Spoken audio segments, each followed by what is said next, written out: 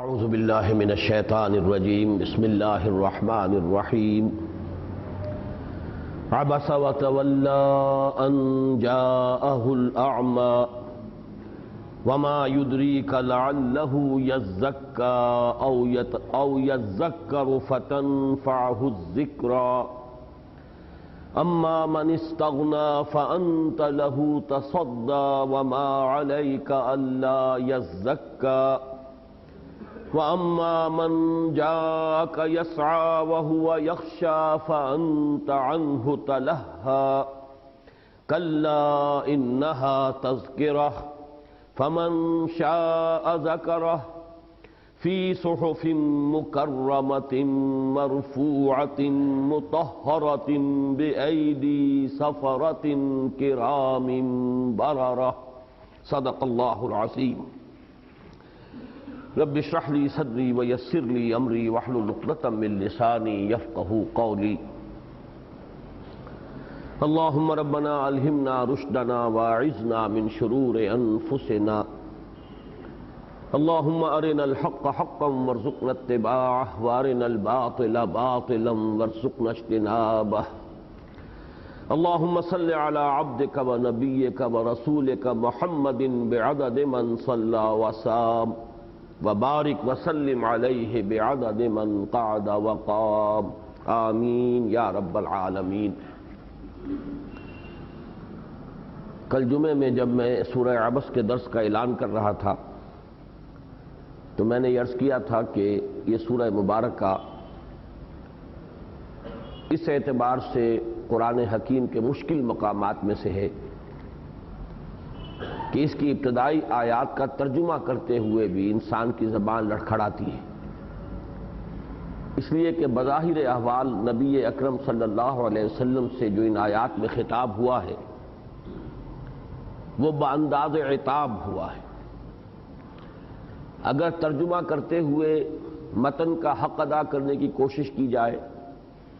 تو چاہے وہ کلام الہی کا ترجمہ ہے، لیکن چونکہ ہماری زبان سے ادا ہو رہا ہوتا ہے تو زبان لڑکھڑاتی ہے، طبیعت ہچکچاتی ہے کہ وہ الفاظ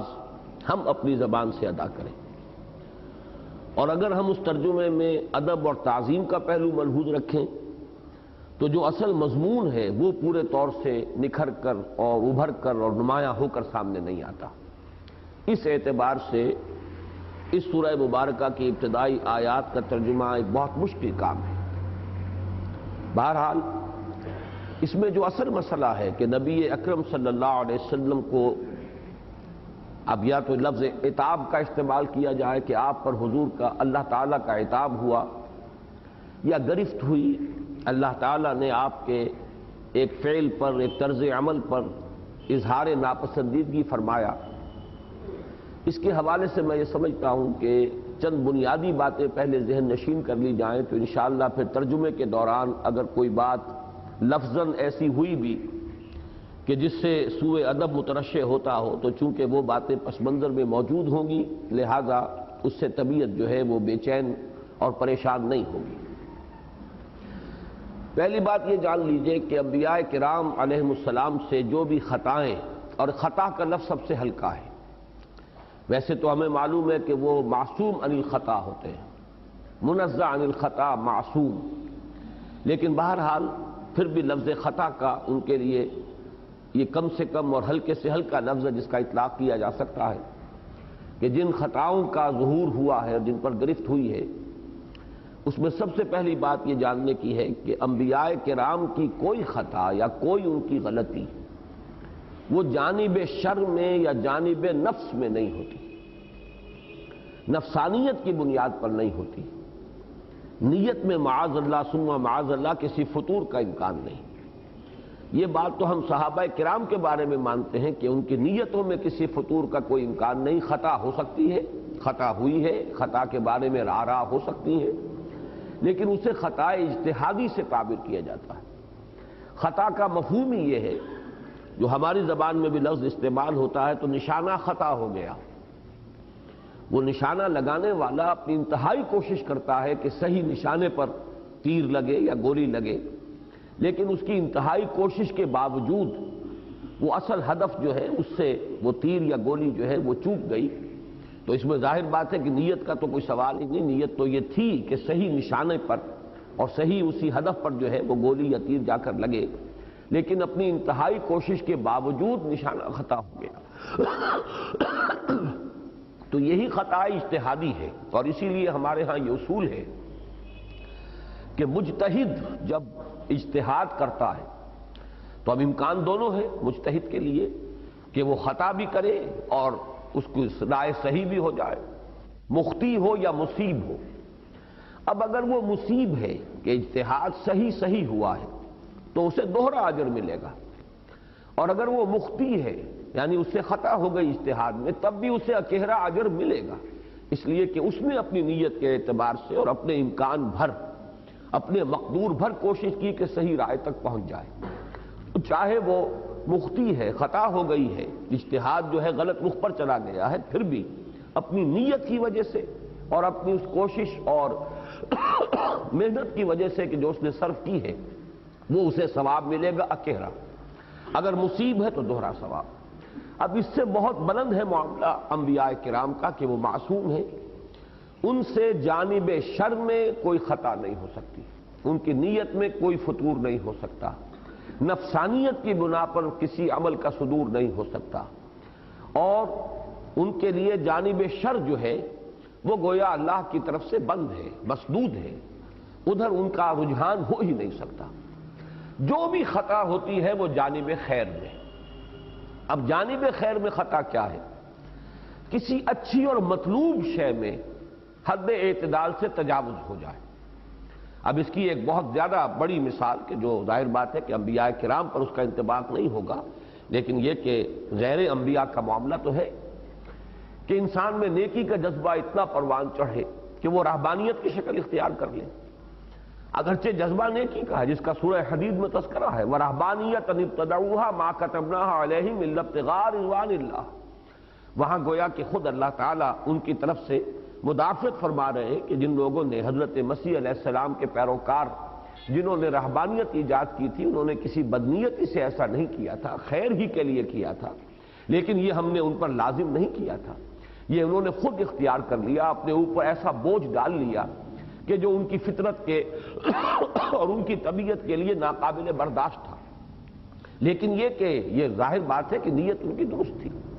اسی طرح وہ واقعہ آتا ہے کہ 3 صحابہ کرام نے ازواج مطہرات سے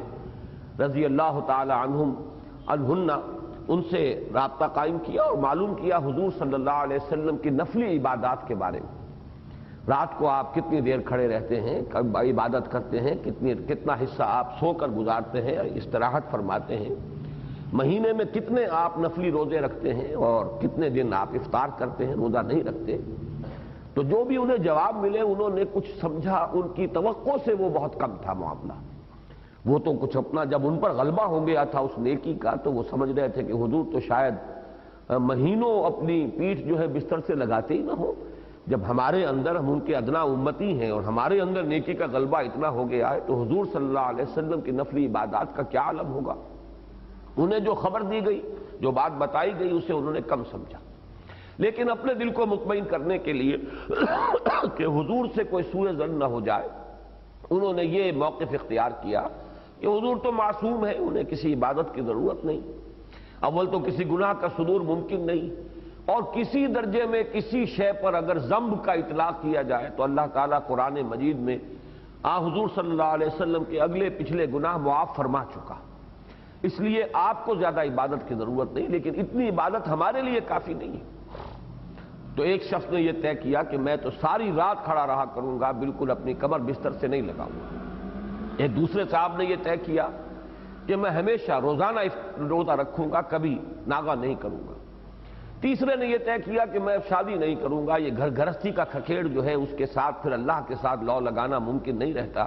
لہذا میں تجرد کی زندگی بسر کروں گا۔ حضور صلی اللہ علیہ وسلم کو خبر ہو گئی، آپ نے بلایا اور انتہائی آپ نے ناراضگی کا اظہار فرمایا، اور بڑے غیر معمولی الفاظ ہیں وہ حضور صلی اللہ علیہ وسلم کی زبان مبارک سے جو ادا ہوئے کہ خدا کی قسم میں تم میں سب سے بڑھ کر متقی ہوں اور سب سے بڑھ کر اللہ سے خشیت رکھنے والا ہوں، یعنی تم نے میرے بارے میں اگر کوئی اور گمان کیا ہے تو اس کو اپنے ذہن سے نکال دو، لیکن یہ میری سنت ہے، میں رات کو سوتا بھی ہوں اور نماز بھی پڑھتا ہوں، میں نفلی روزے رکھتا بھی ہوں، ناغا بھی کرتا ہوں، اور میں نے شادی کی ہے، شادیاں کی ہیں، اور میری متعدد ازواج ہیں، گھر گرہستی کی زندگی میں نے اختیار کی ہے۔ فَمَنْ رَغِبَ عَنْ سُنَّتِي فَلَيْسَ مِنِّي، تو جس کسی کو بھی میری سنت اور میرا یہ طریقہ پسند نہیں ہوگا، اس کا پھر مجھ سے کوئی تعلق نہیں رہے گا۔ اب یہ گویا کہ میں نے دو مثالیں آپ کے سامنے رکھ دی ہیں، متبعین حضرت مسیح علیہ السلام اور متبعین محمد صلی اللہ علیہ وسلم، صحابہ حضور کے، کہ ان میں سے بعض حضرات کا جو مزاج اور رجحان تھا وہ ہمارے سامنے اس صورت میں سامنے آیا کہ ان کے اندر وہ نیکی کا غلبہ جو ہے، بھلائی کا غلبہ، عبادت کا غلبہ اتنا بڑھ گیا، حد اعتدال سے تجاوز کر گیا کہ اندیشہ ہوا کہ اس سے کوئی خرابی کی صورت پیدا ہو جائے گی۔ یہ معاملہ ہے کہ جو انبیاء کرام کے ساتھ بھی ہو جاتا ہے کہ کسی خیر کے کام میں، بلکہ ہو جاتا تھا کہنا چاہیے، یہ میں احتیاط کیا کرتا ہوں کہ ہو جاتا ہے کہنا جو ہے اس سے نظری طور پر ایک شکل پیدا ہوتی ہے کہ شاید نبوت کا سلسلہ ابھی جاری ہے، لہذا اس میں ماضی کا صیغہ استعمال کرنا زیادہ انسب ہے، زیادہ مناسب ہے کہ انبیاء کرام علیہم السلام کا معاملہ جو ہے وہ یہ ہے کہ ان سے جانب خیر میں حد اعتدال سے تجاوز ہو جاتا تھا، لیکن یہ کہ جانب خیر میں جو حد اعتدال سے تجاوز ہوا، ظاہر بات ہے کہ عدل جو ہے، اب ترازو کی ڈنڈی ہے، سیدھی ہے، اگر کسی طرح پلڑا بھاری ہوگا تو دوسرا لازماً پڑا اوپر جائے گا، کہیں نہ کہیں اس کی زد پڑتی ہے، کسی اور کا حق جو ہے جب وہ توازن ختم ہوا تو کہیں نہ کہیں کوئی خرابی پیدا ہوتی ہے، کسی کی حق تلفی ہوگی۔ اگر آپ نے اپنے ہی نفس کی حق تلفی کر دی تو یہ بھی ایک گویا کہ اپنے نفس پر ظلم ہے جس سے ہمیں روکا گیا ہے اور بتایا گیا ان لنفسک علیک حقا وان لزوجک علیک حقا، تمہارے نفس کا بھی تم پر حق ہے، تمہاری بیوی کا بھی تم پر حق ہے۔ تو اب اگر وہاں پر وہ اعتدال سے آگے بڑھ گیا معاملہ تو حق تلفی ہو رہی ہے اپنے نفس کی، اپنے اہل خانہ کی، اپنے رشتہ داروں کی، اپنے عزیزوں کی۔ اس طریقے سے اس کی اب میں ایک مثال آپ کو دے رہا ہوں کہ حضرت موسیٰ علیہ السلام کے لیے اللہ تعالیٰ نے ایک وقت معین کیا تھا کہ فلاں وقت کوہ طور پر آپ کو پہنچنا ہے، شریعت عطا کی جائے گی، تورات عطا کی جائے گی۔ حضرت موسیٰ علیہ السلام پر غلبہ ہوا، شوق ملاقات، لقاء، مکالمہ ہوتا تھا کوہ طور پر، براہ راست اللہ تعالیٰ سے ہم کلام ہونے کی سعادت حاصل ہوتی تھی۔ اس کا شوق و اشتیاق جو ہے وہ اس درجے بڑھا کہ وقت مقررہ سے پہلے اپنی قوم کو چھوڑ کر اور کوہ طور پر پہنچ گئے۔ وہاں ایکسپلینیشن کال ہو گئی، سورہ طٰہٰ کے اندر یہ مذکور ہے، آیات 83 تا 85۔ وَمَا أَعْجَلَكَ عَنْ قَوْمِكَ يَا مُوسَىٰ، اے موسیٰ کیا چیز تھی کہ جو تمہیں جلدی لے آئی ہے، تم نے اپنی قوم کو چھوڑ دیا اس وقت مقررہ سے قبل۔ ان قومک، اب دیکھیے نوٹ کیجئے، آئے ہیں کوہ طور پر لیکن قوم کو چھوڑ کر آئے، وقت معین پر آتے تو ابھی قوم کے ساتھ کچھ اور وقت بسر کرتے، ہو سکتا ہے کہ کوئی زیادہ اہتمام وہاں کرتے، کوئی زیادہ نصاحے کر کے آتے، کوئی پیچھے انتظام ایسا کر کے آتے کہ جہاں یعنی فتنوں کا سد باب ہو جاتا، لیکن یہ وقت جو قوم کے ساتھ بسر ہونا چاہیے تھا وہ اللہ تعالیٰ سے مخاطبہ اور مکالمہ کے شوق کے غلبے کی وجہ سے وہ جو پلڑا ادھر اونچا ہوا ہے وہ ہے جو ادھر نیچے ہوا ہے کہ وقت سے پہلے پہنچ گئے۔ اس لیے ایکسپلینیشن جو کال کی گئی اس کے الفاظ نوٹ کیجئے، معافی چاہتا ہوں آج کچھ زیادہ دھسک ہے۔ وَمَا أَعْجَلَكَ عَنْ قَوْمِكَ يَا مُوسَىٰ، اے موسیٰ کس چیز نے تمہیں آمادہ کیا کہ اپنی قوم کو جلدی چھوڑ کر آ گئے وقت معین سے پہلے۔ قَالَ هُمْ أُولَٰئِكَ عَلَىٰ أَثَرِي وَعَجِلْتُ إِلَيْكَ رَبِّ لِتَرْضَىٰ۔ اب دیکھیے نوٹ کیجئے، بڑا لطیف مقام ہے یہ۔ اللہ تعالیٰ نے تو چونکہ ان کی جو ایک خطا ہو گئی ہے، خطا اجتہادی، اس کو نمایاں کیا، ان قومک، اپنی قوم کو چھوڑ کر جلدی کیسے آ گئے، یہ اپنے اس شوق کا اظہار کر رہے ہیں۔ پروردگار وہ بھی پیچھے پیچھے ہے، قریبی ہے، کہیں زیادہ دور نہیں ہے۔ وَعَجِلْتُ إِلَيْكَ رَبِّ لِتَرْضَىٰ، اور میں تو جلدی کر کے آیا ہوں پروردگار کہ تو راضی ہو جائے، تو میرے شوق کو ملحوظ رکھے، تو دیکھے کہ مجھے تجھ سے کلام کا اور مخاطبے کا کتنا شوق ہے، تو میرا شوق دیکھ، میرا اشتیاق دیکھ، اگرچہ مصرع تو ہے تو میرا شوق دیکھ، میرا انتظار دیکھ، لیکن یہ کہ یہاں پہ چونکہ انتظار والی بات نہیں ہے، تو میرا شوق دیکھ، میرا اشتیاق دیکھ، بجائے اس کے کہ مجھے شاباش دی جائے کہ میں تیری محبت میں اور تجھ سے مخاطب ہونے اور تجھ سے ہم کلام ہونے کی جو سعادت ہے وہ حاصل کرنے کے لیے میں وقت مقرر سے قبل آ گیا۔ اب اس کا جو جواب دیا گیا، قال فإنا فتنا قومك من بعدك، وَأَضَلَّهُمُ السَّامِرِينَ، اللہ نے فرمایا تو پھر ہم نے گمراہ کر دیا ہے تمہاری قوم کو تمہارے بعد، اور ہم نے فتنے میں ڈال دیا ہے تمہاری قوم کو تمہارے بعد، اور انہیں گمراہ کر دیا ہے سامری نے۔ اب یہاں جو کلمہ فا آیا ہے، قال فَإِنَّا فَتَنَّا قَوْمَكَ مِن بَعْدِكَ، ہم نے فتنے میں ڈال دیا ہے تمہاری قوم کو تمہارے بعد۔ اب اس سے تعلق جڑ گیا کہ تمہاری اس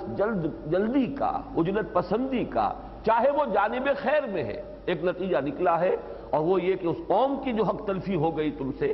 چاہے وہ ارادہ نہیں تھا، نیت نہیں تھی، لیکن اس کا ایک نتیجہ برآمد ہو گیا ہے۔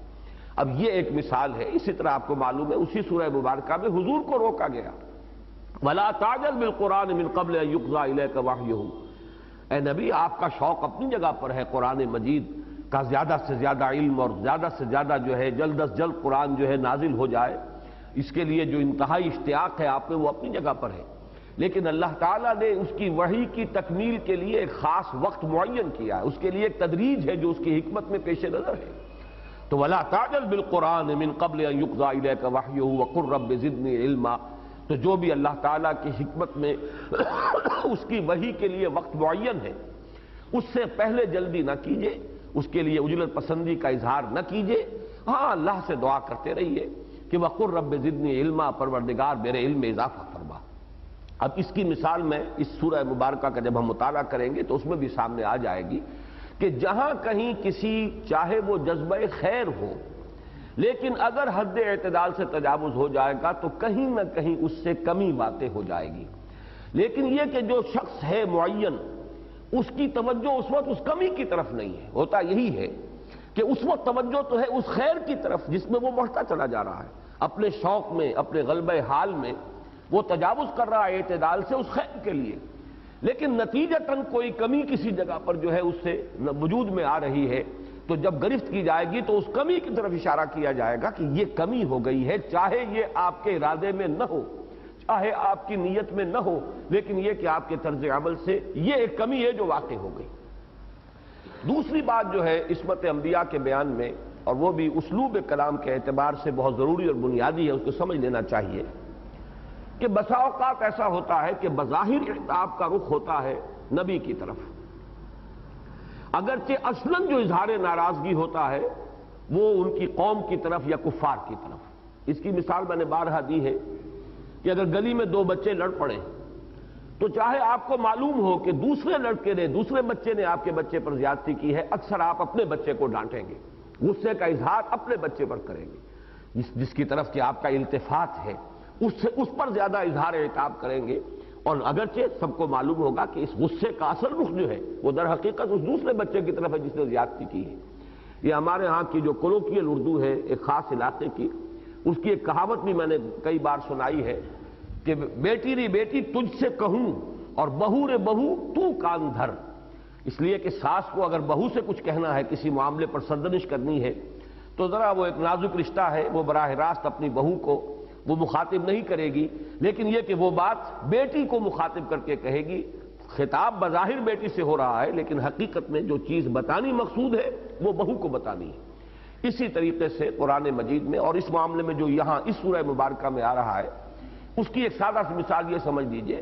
کہ فرض کیجئے کہ آپ چند آپ کے شاگرد ہیں اور ان کو آپ نے کچھ اور لوگوں کو کچھ پڑھانے پر مامور کیا ہے، لیکن جو دوسرے ہیں ان میں سے کچھ ایسے ہیں جو توجہ ہی نہیں کر رہے، اور آپ ان کے درپے ہیں، انہیں پڑھانے پر مصر ہیں، جبکہ اسی میں سے کچھ ایسے بھی ہیں کہ جن کے اندر حصول علم کا ایک مادہ ہے، ارادہ ہے، تو آپ یہ کہتے ہیں دفع کرو ان کو، کیوں پڑے ان کے پیچھے پڑے ہوئے ہو؟ بہرحال جو یہ چاہتے ہیں کہ ان کے علم میں اضافہ ہو اس کی طرف توجہ کرو۔ تو اگرچہ لفظ سخت ہوں گے، انداز سخت ہوگا، لہجہ سخت ہوگا، اور خطاب انہی سے ہو رہا ہوگا، لیکن اصل میں عتاب جو ہے وہ ان کی طرف نہیں ہے، بلکہ وہ ان کی طرف ہے جو عدم توجہی کر رہے ہیں، جن کے اندر علم سے کوئی دلچسپی نہیں ہے، جن کی کوئی کا اعتنا نہیں ہے۔ تو یہ دو باتیں ذہن میں رکھیے تو پھر ہم آگے اب اس سورہ مبارکہ کا مطالعہ شروع کرتے ہیں۔ ایک بات اور تمہیداً جو اس سے پہلے میں عرض کر بھی چکا ہوں کہ قرآن مجید میں اکثر صورتیں جوڑوں کی شکل میں ہیں،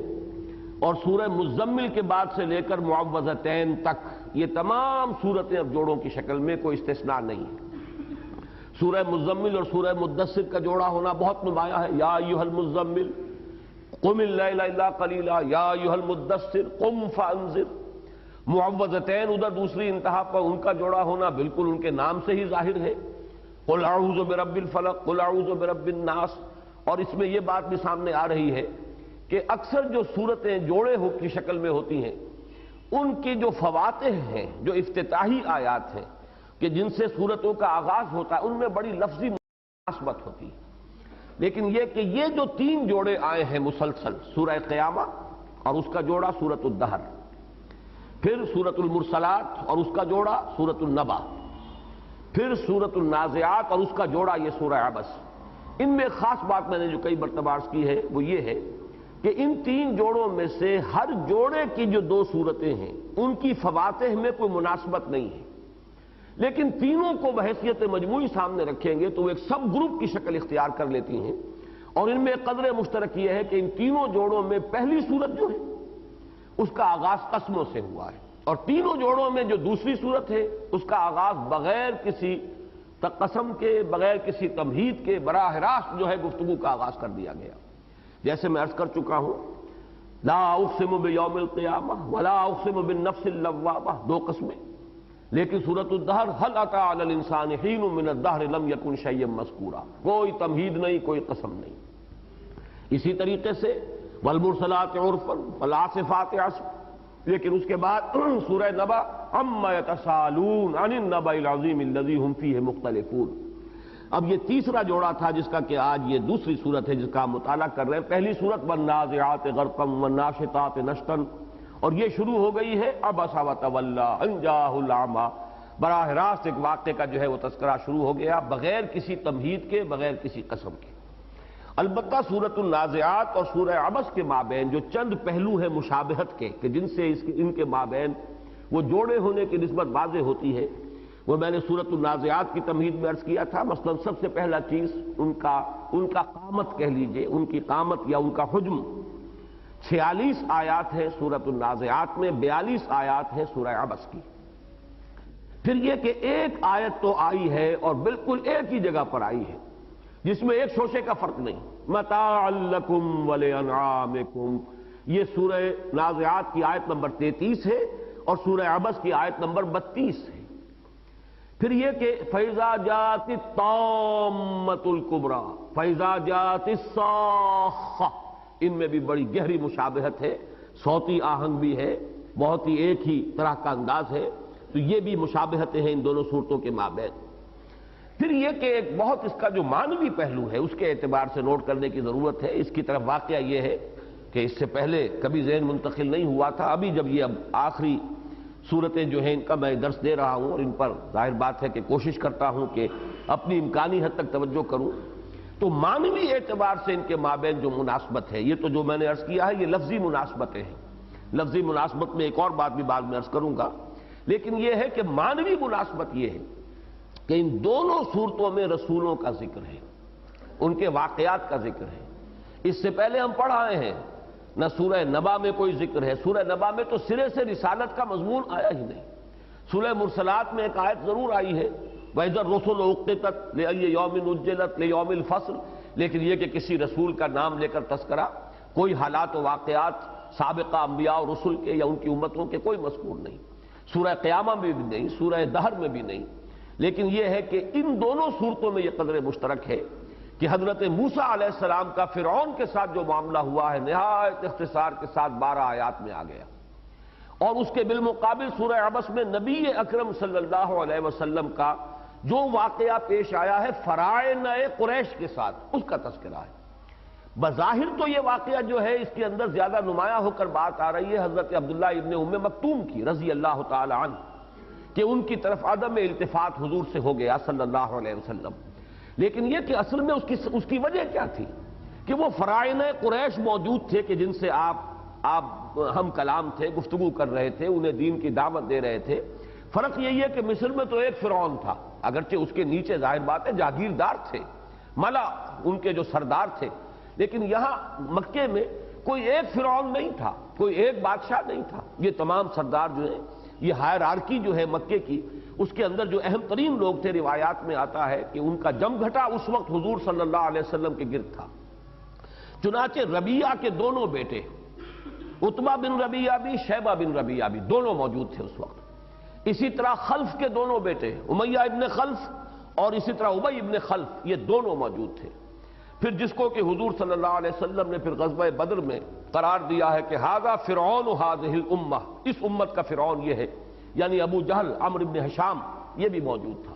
یہ فرائض اس وقت موجود تھے کہ جن سے حضور ہم کلام تھے. اور یہ بات بھی نوٹ کیجئے، قرآن مجید میں سورہ طٰہٰ میں حضرت موسیٰ علیہ السلام کو جب بھیجا گیا ہے، وہ مکالمہ ذرا دو اس کے دور آئے ہیں سورہ طٰہٰ کے شروع کے 2 رکوعوں میں، لیکن وہ جو دوسرے رکوع میں ایک آیت آئی ہے فَقُولَا لَهُ قَوْلًا لَيِّنًا، اے موسیٰ اور اے ہارون جب تم جاؤ گے فرعون کے دربار میں تو اس سے بات کرنا بڑی نرمی کے ساتھ. گویا کہ جنہیں دعوت دینی پیش نظر ہے چاہے وہ فرائض نہ ہو ان کے ساتھ نرمی کرنی ہوگی. اس کے بغیر جو ہے ابتداءً اگر آپ نرمی نہیں کرتے، جاتے ہی اگر ایسے سر پر جیسے لاٹھی مار دی جاتی ہے ایسے بات کرتے ہیں تو پھر دعوت کا حق ادا نہیں ہوگا. فرعون جیسا سرکش انہ طغی، لیکن یہ کہ اس طاغی اور اس بڑے شیطان کے ساتھ بھی گفتگو کے لیے حکم دیا گیا قولا لہ قولا لینا. اسی معنی میں حضور نرمی برت رہے تھے ان فرائض قریش کے ساتھ. یہ واقعہ ہے کہ جو در حقیقت وہ سبب بنا ہے حضرت عبداللہ ابن ام مکتوم رضی اللہ تعالیٰ عنہ سے وقتی طور پر اعراض اور آپ نے جو عدم التفات کا رویہ اختیار فرمایا. ان دونوں کے اندر حضرت موسیٰ علیہ السلام کا معاملہ فرعون کے ساتھ اور محمد الرسول اللہ صلی اللہ علیہ وسلم کی مشغولیت فرائض قریش کے ساتھ، یہ ان دونوں صورتوں کے اندر معنوی اعتبار سے جوڑے ہونے کی نسبت کو سب سے زیادہ نمایاں کرنے والی بات ہے. جہاں تک الفاظ کا تعلق ہے میں نے عرض کیا تھا کہ مناسبتیں جو ہے وہ نوٹ کر لیجئے. سورۃ النازعات میں 2 الفاظ آئے ہیں. حضرت موسیٰ علیہ السلام نے فرعون سے کہا تھا هل لک الی ان تزکا، کوئی ہے تمہارا ارادہ، کوئی رجحان ہے، میلان ہے کہ تم تزکیہ اختیار کرو، پاک ہو جاؤ، اعلیٰ ہو جاؤ، عرفہ ہو جاؤ، جس مقام بلند پر اللہ نے تمہاری تخلیق کی ہے اس کی عملاً تحسین کر لو. اور اسی طرح واہدیک الی ربک فتخشی، اور یہ کہ میں تمہاری رہنمائی کروں تمہارے رب کی طرف اور معرفت رب تمہیں حاصل ہو جائے تاکہ تمہارے اندر خشیت پیدا ہو، تم اپنے رب کے سامنے جھک جاؤ. اب یہ 2 الفاظ تزکا اور تخشا، یہی 2 الفاظ سورہ عبس میں آ رہے ہیں. وما یدریک لعلہ یزکا، اے نبی آپ کو کیا معلوم شاید کہ وہ شخص جو آیا تھا وہ نابینا، وہ تزکیہ حاصل کرتا، اس سے ترفع حاصل ہو جاتا، وہ بلند ہوتا. اگر پہلے سے بلند ہے تو بلند سے بلند تر ہوتا. یہ میں بعد میں عرض کروں گا. ایک رائے یہ بھی ہے کہ خود وہ بھی ابھی ایمان نہیں لائے تھے، لیکن یہ کہ زیادہ مفسرین کی رائے ہے کہ وہ ایمان لا چکے تھے. اسی طریقے سے وَأَمَّا مَنْ جَاءَكَ يَسْعَىٰ وَهُوَ يَخْشَىٰ، وہ شخص کے جو چل کر آتا ہے، بھاگ دوڑ کر کے آتا ہے، محنت کر کے آتا ہے اور اس میں خشیت موجود ہے، تو وہی تزکا اور یزکا اور یخشا اور تخشا، ان چیزوں کو نوٹ کیجئے. اور خاص طور پہ آج میرا ذہن ادھر منتقل ہوا کہ یہ الفاظ اب جب ہم قرآن مجید میں بار بار پڑھتے ہیں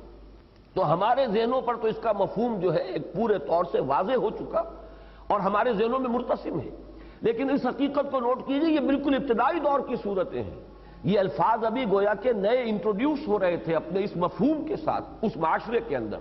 اس طریقے سے جانی پہچانی اصطلاحات نہیں تھی جیسے آج میرے اور آپ کے لیے جانی پہچانی اصطلاحات ہیں، تزکیہ ہے اور تزکا ہے اور یزکا ہے.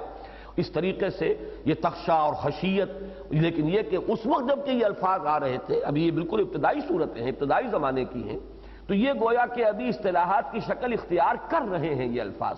اور اس اعتبار سے ان الفاظ کا ان دونوں صورتوں کے اندر جمع ہو جانا گویا کہ ایک آئینہ ہے کہ جس کے اندر ایک عکس نظر آ رہا ہے. یہ بھی ان کے مابین جوڑے ہونے کی نسبت کو نمایاں کرتا ہے. ایک ایک آیت مبارکہ بھی ان دونوں صورتوں میں ایسی ہے کہ جن کا اسلوب ایک ہے، اسلوب کلام. انتم اشد خلقا ام السماء،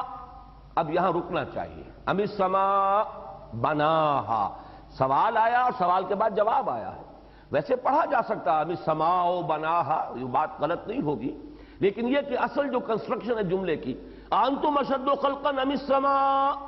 اب یہاں پر ایک سوالیہ نشان، اگرچہ عربی میں چونکہ یہ پنکچویشنز نہیں ہے، سائن آف ایکسکلیمیشن اور سائن آف انٹروگیشن، لیکن یہ کہ اگر آپ جو جدید انداز ہے اس کو سمجھیں گے تو یہاں ایک وقفہ آئے گا، اسی لیے توئے کا نشان ہوگا آپ کو ملے گا قرآن مجید میں، مصحف میں، متن میں.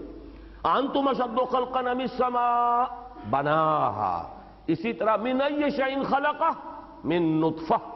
خلقہ فقدرہ ثم السبیل یسرہ. تو یہ اسلوب جو ہے یہ بھی ایک ایک مرتبہ ان دونوں صورتوں میں آیا ہے. یہ چند نکات ہیں، باقی اگر آپ مزید غور کریں گے تو ان کے مابین مشابہتوں کے اور بہت سے پہلو جو ہیں وہ آپ کو مل جائیں گے. اب آئیے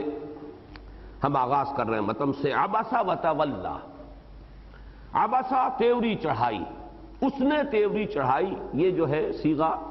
یہ غائب کا صیغہ ہے، خطاب نہیں ہے اس میں. عبسا، اس نے تیوری چڑھائی، ماتھے پر بر پڑ جائیں، ایک چہرے پر انقباض کے آثار ہو جائیں. عبوساً قمطریرہ کا لفظ بھی قرآن مجید میں آیا ہے، یہ غالباً سورۃ الدہر میں.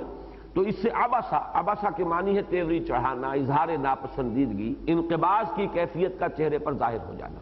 وتولی، اور رخ پھیر لیا، رخ موڑ لیا، اعراض کیا، بے اعتنائی کی، عدم التفات. انجاہ الاعمی،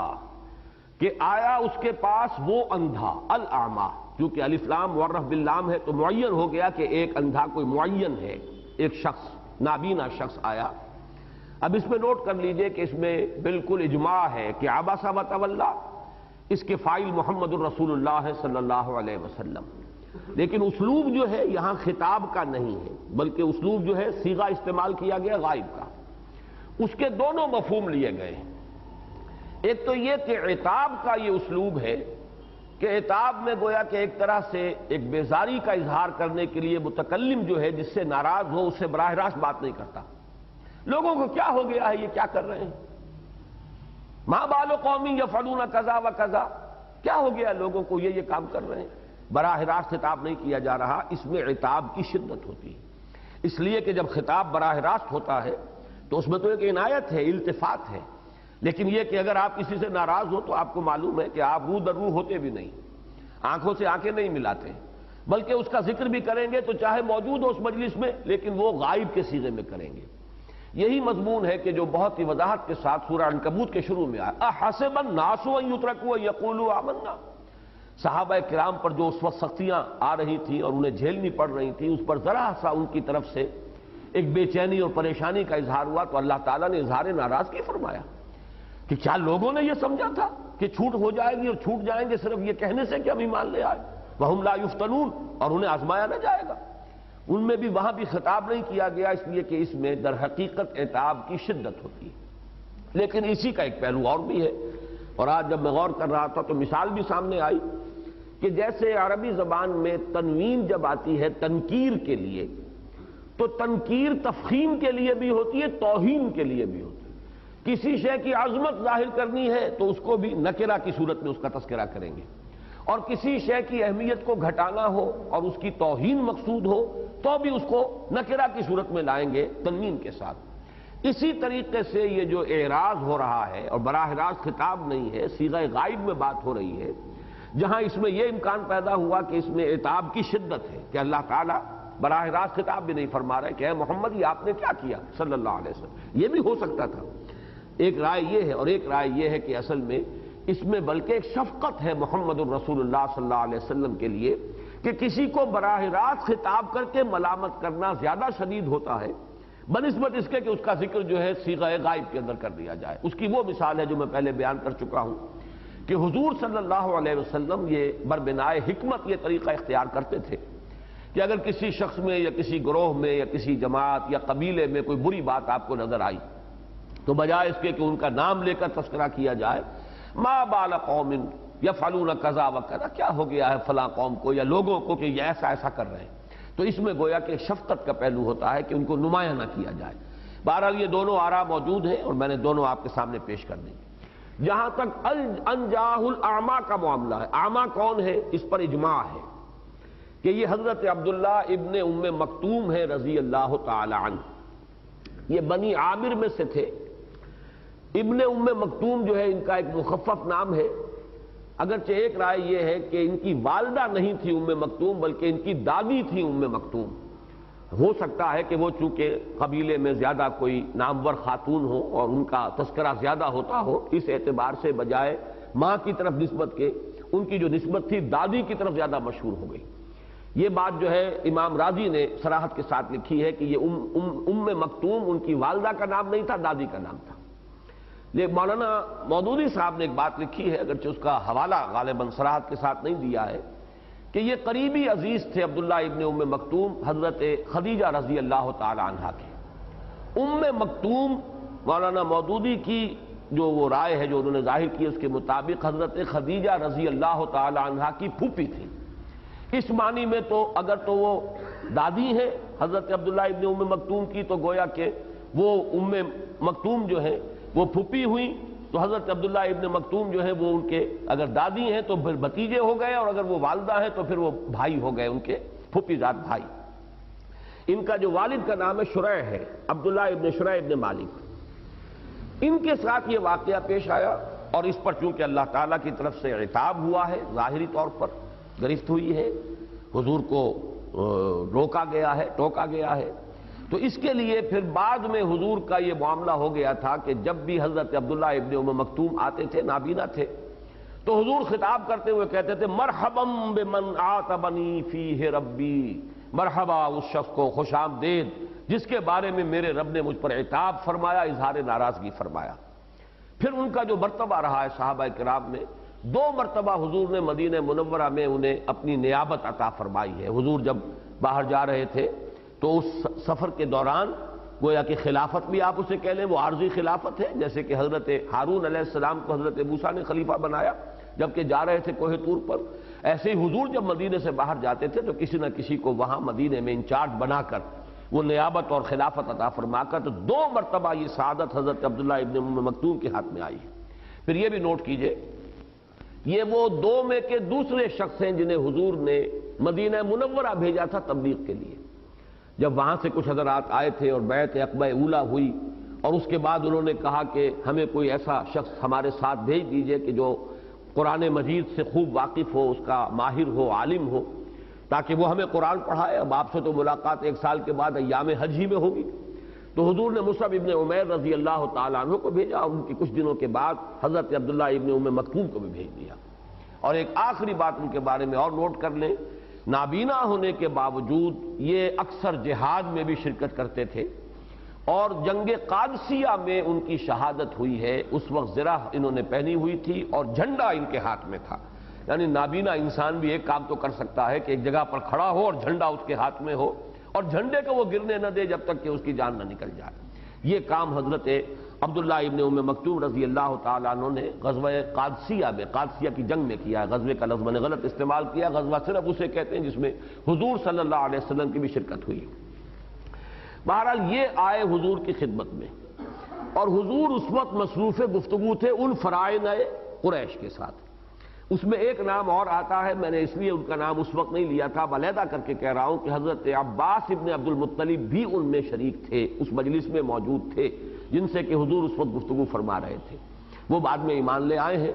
اور ظاہر بات ہے کہ وہ ان فرائض کی فہرست میں شامل کبھی بھی نہیں تھے۔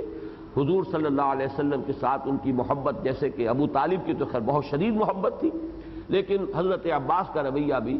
بہرحال وہ کبھی نہیں رہا کہ جو ابو لہب کا رہا ہے۔ فرائض میں شمار ہو سکتا ہے، فرائض قریش میں تو ابو لہب کا تو ہو سکتا ہے، باقی یہ کہ حضرت عباس کا نہیں ہو سکتا۔ ان کے ساتھ مصروف گفتگو تھے کہ یہ حضرت عبداللہ ابن ام مکتوم آ گئے۔ اب میں عرض کر رہا ہوں آپ سے، جسے پہلے حوالہ دے چکا ہوں، ایک رائے یہ بھی ہے کہ یہ بھی اس وقت تک ایمان نہیں لائے تھے۔ یہ آئے تھے حضور کے سامنے اور حضور کے پاس دریافت کرنے کے لیے، کچھ میلان تھا طبیعت کے اندر ایک فطری جو ہے رجحان موجود تھا، لیکن یہ کہ آئے تھے سوال کرنے کے لیے کہ آپ کی دعوت کیا ہے، آپ کا پیغام کیا ہے۔ لیکن یہ شاذ رائے ہے، اگرچہ الفاظ جو آگے آ رہے ہیں ان سے زیادہ مناسبت اس شاذ رائے کی ہے، اس لیے کہ فرمایا گیا وَمَا يُدْرِيكَ لَعَلَّهُ يَزَّكَّىٰ اَوْ يَذَّكَّرُ فَتَنْفَعَهُ الذِّكْرَىٰ۔ آپ کو کیا پتا ہے محمد صلی اللہ علیہ وسلم، آپ کو کیا معلوم کہ وہ شخص جو نابینا آیا تھا جس سے آپ نے اعراض کیا ہے، اس لیے کہ آپ ان کی طرف مشغول تھے اور التفات فرما رہے تھے اور ان سے اعراض کیا، کیا پتا کہ وہ پاکیزگی حاصل کرتا، وہ ترفع حاصل کرتا، اس کو وہ تزکیہ نفس جو ہے اس کے حصول کے لیے اس کے اندر جذبہ موجزن تھا۔ وَمَا يُدْرِيكَ لَعَلَّهُ يَزَّكَّىٰ، اس کا ان مفسرین نے جنہوں نے یہ کہا ہے کہ وہ سوت اسلام نہیں لائے تھے، یزکا سے مراد لیا ہے وَمَا يُدْرِيكَ أَن يُسْلِمَ، آپ کو کیا معلوم، لعلہ ان یسلم، ہو سکتا ہے کہ وہ اسلام لے آتے اور آپ کی دعوت کو قبول کرتے، لبیک کہتے، لیکن یہ کہ اکثر لوگوں کی رائے جو ہے وہ یہ ہے کہ وہ ایمان لا چکے تھے، اور حضور صلی اللہ علیہ وسلم نے جو ان کی طرف التفات نہیں فرمایا تو وہ اسی پیرائے میں اور اسی انداز میں کہ یہ تو اپنا ہی ہے، ظاہر بات ہے کہ ایمان لا چکا ہے، میرا ساتھی ہے، اگر اس کی طرف سے کچھ اس وقت بے اعتنائی ہو بھی جائے گی تو نقصان نہیں ہوگا، لیکن یہ جو سرداران قریش ہیں اگر میں ان کو کسی طریقے سے اسلام کے قبول کرنے پر آمادہ کر لوں اور اپنی توجہ پوری کی پوری ان پر مرتکز رکھوں تو یہ اسلام کے لیے بھی اور خود ان اہل ایمان کے لیے بھی، ان مسلمان فقراء اور غرباء کے لیے بھی کہ جو ایمان لائے ہیں اور اب سختیاں جھیل رہے ہیں اور مشقتیں برداشت کر رہے ہیں ان فرائض قریش کے ہاتھوں، ان کو بھی کچھ سکون ملے گا، انہیں بھی کچھ اس سے جو ہے وہ رستگاری ملے گی۔ تو اس وجہ سے حضور نے عدم التفات کیا۔ انہوں نے چونکہ نابینا بھی تھے، اس میں اصل میں اعمیٰ میں ایک گویا کہ اللہ تعالیٰ کی طرف سے اس لفظ کے استعمال میں یہ بھی کہا جا سکتا تھا کہ عبداللہ ابن ام مکتوم آئے یا ایک شخص آیا، لیکن اعمیٰ کا لفظ کہہ کر ان کی طرف سے ایک گویا کہ معذرت بھی یہاں پر خود ہی سامنے آ گئی۔ وہ اندازہ نہیں کر سکے کہ اس وقت کی جو نشست ہے وہ کس نوعیت کی ہے، کیسے کیسے لوگ جو ہے اس وقت جمع ہیں، اور حضور کے چہرے پر ظاہر بات ہے کہ جب بھی کبھی کسی بات پر انقباض ہوتا ہے تو اس کے آثار ظاہر ہوتے ہیں، تو آنکھوں والا تو دیکھ لیتا ہے کہ حضور کو ایک بات ناگوار ہو رہی ہے اور ابتدائی مرحلے ہی میں وہ متنبہ ہو جائے گا، لیکن چونکہ وہ نابینا تھے انہیں اندازہ نہیں ہو سکا کہ حضور کو یہ بات ناپسند ہو رہی ہے، حضور اس وقت دخل در معقولات کو پسند نہیں فرما رہے ہیں، حضور کے سامنے اس وقت دین کی اور پھر یہ کہ اہل ایمان کی مصلحتیں ہیں، وہ اس کا اندازہ نہیں کر سکے، وہ مصر رہے، اور ان کے اصرار کی وجہ سے حضور کا انقباض بڑھتا چلا گیا، یہاں تک کہ آپ نے ان کی طرف سے رخ ہی پھیر لیا۔ یہ گویا کہ آپ کی طرف سے عدم التفات جو ہے اس کی شدت کا اظہار ہے۔ عبسا وتولا، ماتھے پر بل ڈالے، تیوری چڑھائی، پھر رخ موڑ لیا۔ ان جاءہ الاعمیٰ، کہ آیا ان کے پاس ایک اندھا، ایک نابینا، وما یدریک لعلہ یزکیٰ او یذکر فتنفعہ الذکریٰ، آپ کو کیا معلوم، کیا اندازہ ہو سکتا ہے کہ وہ تزکیہ حاصل کرتا۔ یہ تزکیہ جو ہے یہ تو بلند ترین مقام ہے، در حقیقت انسان کی روحانی جو بھی ترقی اور ترفع ہے اس کے لیے یہ تعبیر ہے قرآن مجید کی بلند ترین مقام کی، اور یہ کہ او یذکر فتنفعہ الذکریٰ، یا یہ کہ وہ کوئی نصیحت اخذ کرتا، آپ کی گفتگو سے کوئی بات اس پر منکشف ہوتی، کوئی بھولا ہوا سبق یاد آ جاتا، اس کے اپنے دل کی گہرائی سے ایمان اور اسلام جو کہ اندر مخفی ہے، مضمر ہے فطرت انسانی میں، وہ ابھر کر سامنے آ جاتا، اوپر آ جاتا، اور پھر اسے فائدہ پہنچاتی ہے یاد دہانی۔ یہ دونوں آیات میں عرض کر چکا ہوں زیادہ مناسبت رکھتی ہے اس رائے کے ساتھ کہ عبداللہ ابن ام مکتوم بھی اس وقت تک ایمان نہیں لائے تھے، لیکن جیسا کہ میں نے عرض کیا مناسبت اپنی جگہ، بہرحال روایات میں وہ رائے موجود ہے اس لیے میں نے بیان کر دی، ورنہ یہ کہ اکثر و بیشتر اجماع یہی ہے کہ وہ ایمان لا چکے تھے، اور حضور کا عدم التفات اس بنا پر تھا۔ جو حضرات یہ مانتے ہیں کہ وہ ایمان نہیں لائے تھے پھر بھی عدم التفات ہوا ہے، اس کی توجیہ یہ کرتے ہیں کہ ظاہر بات ہے ایک شخص نابینا ہے، وہ اگر آپ کا ساتھی بن بھی جائے، دست و بازو بن بھی جائے، تو وہ کسی بھی مشن کے لیے کسی کے ساتھ معاون کی حیثیت سے اتنا مؤثر اور مفید نہیں ہو سکتا جتنے کہ وہ سرداران قریش تھے۔ اس اعتبار سے ایک تقابلی انداز میں حضور صلی اللہ علیہ وسلم سے ان کی طرف التفات نہیں فرمایا، واللہ اعلم۔ اما من استغنا، تو وہ شخص کے جو استغنا کر رہا ہے، یعنی یہ اب اشارہ ہو رہا ہے ان فرائض قریش، میں بار بار وہ لفظ استعمال کر رہا ہوں سرداران قریش کی بجائے، تاکہ وہ مناسبت جو ہے سورہ نازعات کے ساتھ وہ واضح ہوتی رہے کہ یہ فرائض قریش جو استغنا کی روش اختیار کر رہے ہیں، آپ کی بات سننے کو تیار نہیں، اور بات سنتے بھی ہیں تو پہلے ہی اندازہ ہو جاتا ہے کہ ادھار کھائے بیٹھے ہیں ماننے پر اور انکار کرنے پر۔ استغنا سے مراد در حقیقت ہے لاپرواہی۔ ایک وہ شخص ہے کہ جس کے دل میں جو فطرت ہے، فطرت انسانی، اس کے حقائق موجود ہیں، وہ تو پھونک پھونک کر قدم رکھتا ہے میں کسی کا دل نہ دکھا دوں، کسی کی حق تلفی نہ کر دوں، کیونکہ اس کے اندر وہ ایک اخلاقی حص موجود ہے، فَأَلْهَمَهَا فُجُورَهَا وَتَقْوَاهَا، چاہے ایمان نہ لایا ہو، ابھی اس کا وہ مرحلہ اس کی زندگی میں نہ آیا ہو، اس طریقے سے انشراح نہ ہوا ہو کہ ایمان لے آئے، لیکن یہ کہ ایک شخص شریف النفس ہے، شریف الطبع ہے، تو وہ بہرحال کسی بات کو سنتا بھی ہے تو غور کرتا ہے۔ ایک وہ ہے جسے پرواہ ہی نہیں، کس کا دل ٹوٹتا ہے اور کس کی حق تلفی ہو رہی ہے اور کس کے اوپر زیادتی ہو گئی ہے اور مجھ سے کون سا غلط کام سرزد ہو گیا ہے، اور کوئی حق کی بات کہیں بھی جا رہی ہو تو اس کی طرف التفات نہیں ہے۔ یہ جیسے کہ سورۃ اللیل میں آیا ہے فَأَمَّا مَنْ أَعْطَىٰ وَاتَّقَىٰ وَصَدَّقَ بِالْحُسْنَىٰ فَسَنُيَسِّرُهُ لِلْيُسْرَىٰ وَأَمَّا مَنِ اسْتَغْنَىٰ وَأَمَّا مَنْ بَخِلَ وَاسْتَغْنَىٰ وَكَذَّبَ بِالْحُسْنَىٰ فَسَنُيَسِّرُهُ لِلْعُسْرَىٰ۔ تو تقویٰ کے مقابلے میں استغنا کا لفظ آیا ہے۔ ایک وہ ہے جو پھونک پھونک کر قدم رکھتا ہے، محتاط ہے، اسے احساس ہے، چاہے وہ اپنے ضمیر ہی کے سامنے اپنے آپ کو اکاؤنٹیبل سمجھ رہا ہے، ابھی ایمان بالآخرہ ایمان باللہ اسے حاصل نہیں ہے، تب بھی ضمیر نام کی شے تو اس کے اندر ہے، وہ اپنے آپ کو جواب دے سمجھتا ہے اپنے ضمیر کے سامنے، وہ ہے وہ بنیادی گویا کہ اس کے اندر خیر کا مادہ موجود ہے۔ اور ایک مستغنی ہے، فکر ہی نہیں ہے، نہ ضمیر جو ہے وہ اتنا زندہ ہے بلکہ یوں کہیے کہ مردہ ہو چکا ہے کہ وہ ضمیر کی خلش بھی موجود نہیں۔ اما من استغنا، جو استغنا کی روش اختیار کرتا ہے، فانت لہ تصدی، تو آپ اس کے درپے ہوتے ہیں، بار بار کوشش کر رہے ہیں، محنت کر رہے ہیں، لعلک باخع نفسک الا یکونوا مؤمنین، آپ اس طرح اپنے آپ کو ہلکان کر رہے ہیں ان کے پیچھے کہ یہ ایمان نہیں لا رہے، صدمہ ہے، اور ان کے لیے جو ہے دن رات آپ نے ایک کر دیے ہیں۔ تصدی کا لفظ جو ہے بڑا عجیب ہے، اس کے بارے میں تینوں آراء ہیں۔ زیادہ رائے تو یہ ہے کہ یہ صاد دال دال صدد کے مادے سے ہے، جس کے معنی ہے کسی چیز کے درپے ہو جانا، روکنے کے معنی میں بھی، اور یہ کہ کسی شے کے پیچھے لگ جانا، یہ دونوں مفہوم جو ہے صاد دال دال میں ہے۔ لیکن یہ عربی زبان کا قاعدہ ہے کہ اگر کسی لفظ کے آخر میں یہ دو الفاظ آ رہے ہیں دال دال، تو یا تو یہ کہ ایک دال کو ساقط کر دیا جائے گا اور یا اس کو یا سے بدل دیا جائے گا، تو اس معنی میں یہ تصددو ہے، فانت لہ تصددو، اس کے لیے تو آپ جو ہے لگے ہوئے ہیں، پیچھے اس کے پڑے ہوئے ہیں، درپے ہیں، محنت کر رہے ہیں، جو کہ یہ تصدی کی شکل اختیار کر گیا۔ اور بہرحال ایک رائے یہ بھی ہے کہ صاد دال یہ اس کا مادہ ہے، ایک یہ بھی ہے کہ صاد دال اور حمزہ اس کا مادہ ہے، یہ ذرا زیادہ لغوی بحث ہو جائے گی، لیکن زیادہ رائے یہی ہے کہ یہ جو سدود کا لفظ ہے، صدّ یصدّ سدوداً، روکنا، رکنا، پیچھے پڑ جانا، یہ ہے در حقیقت جس سے کہ لفظ بنا ہے۔ اما من استغنا فانت لہ تصدی، تو جو استغنا برت رہا ہے، بے پرواہی کا مظاہرہ کر رہا ہے، اس کے تو آپ پیچھے پڑے ہوئے ہیں، اس پر اپنے آپ کو ہلکان کیے دے رہے ہیں، بڑی محنت کر رہے ہیں۔ وما علیک الا یزکا، اور آپ پر کچھ نہیں ہے، کوئی الزام نہیں ہے، کوئی ملامت نہیں ہے، کوئی آپ کا قصور شمار نہیں ہوگا، کوئی کوتاہی آپ کے حساب میں جو ہے محسوب نہیں ہوگی کہ وہ ایمان نہیں لا رہے یا وہ تزکیہ حاصل نہیں کر رہے، تزکیہ ذہن کا، تزکیہ قلب کا، تزکیہ اخلاق کا، یہ تو پورا کا پورا تزکیہ ہے۔ انسان کے نظریات کا تزکیہ ہوتا ہے جب وہ اللہ کو مانتا ہے، آخرت کو مانتا ہے، رسالت کو مانتا ہے، اس کے ذہن کی تطہیر ہو گئی ہے شرک سے، کفر سے، الحاد سے، مادہ پرستی سے، تو تزکیہ پورے وجود کا۔ وما علیک الا یزکا، نبی آپ پر کوئی الزام نہیں،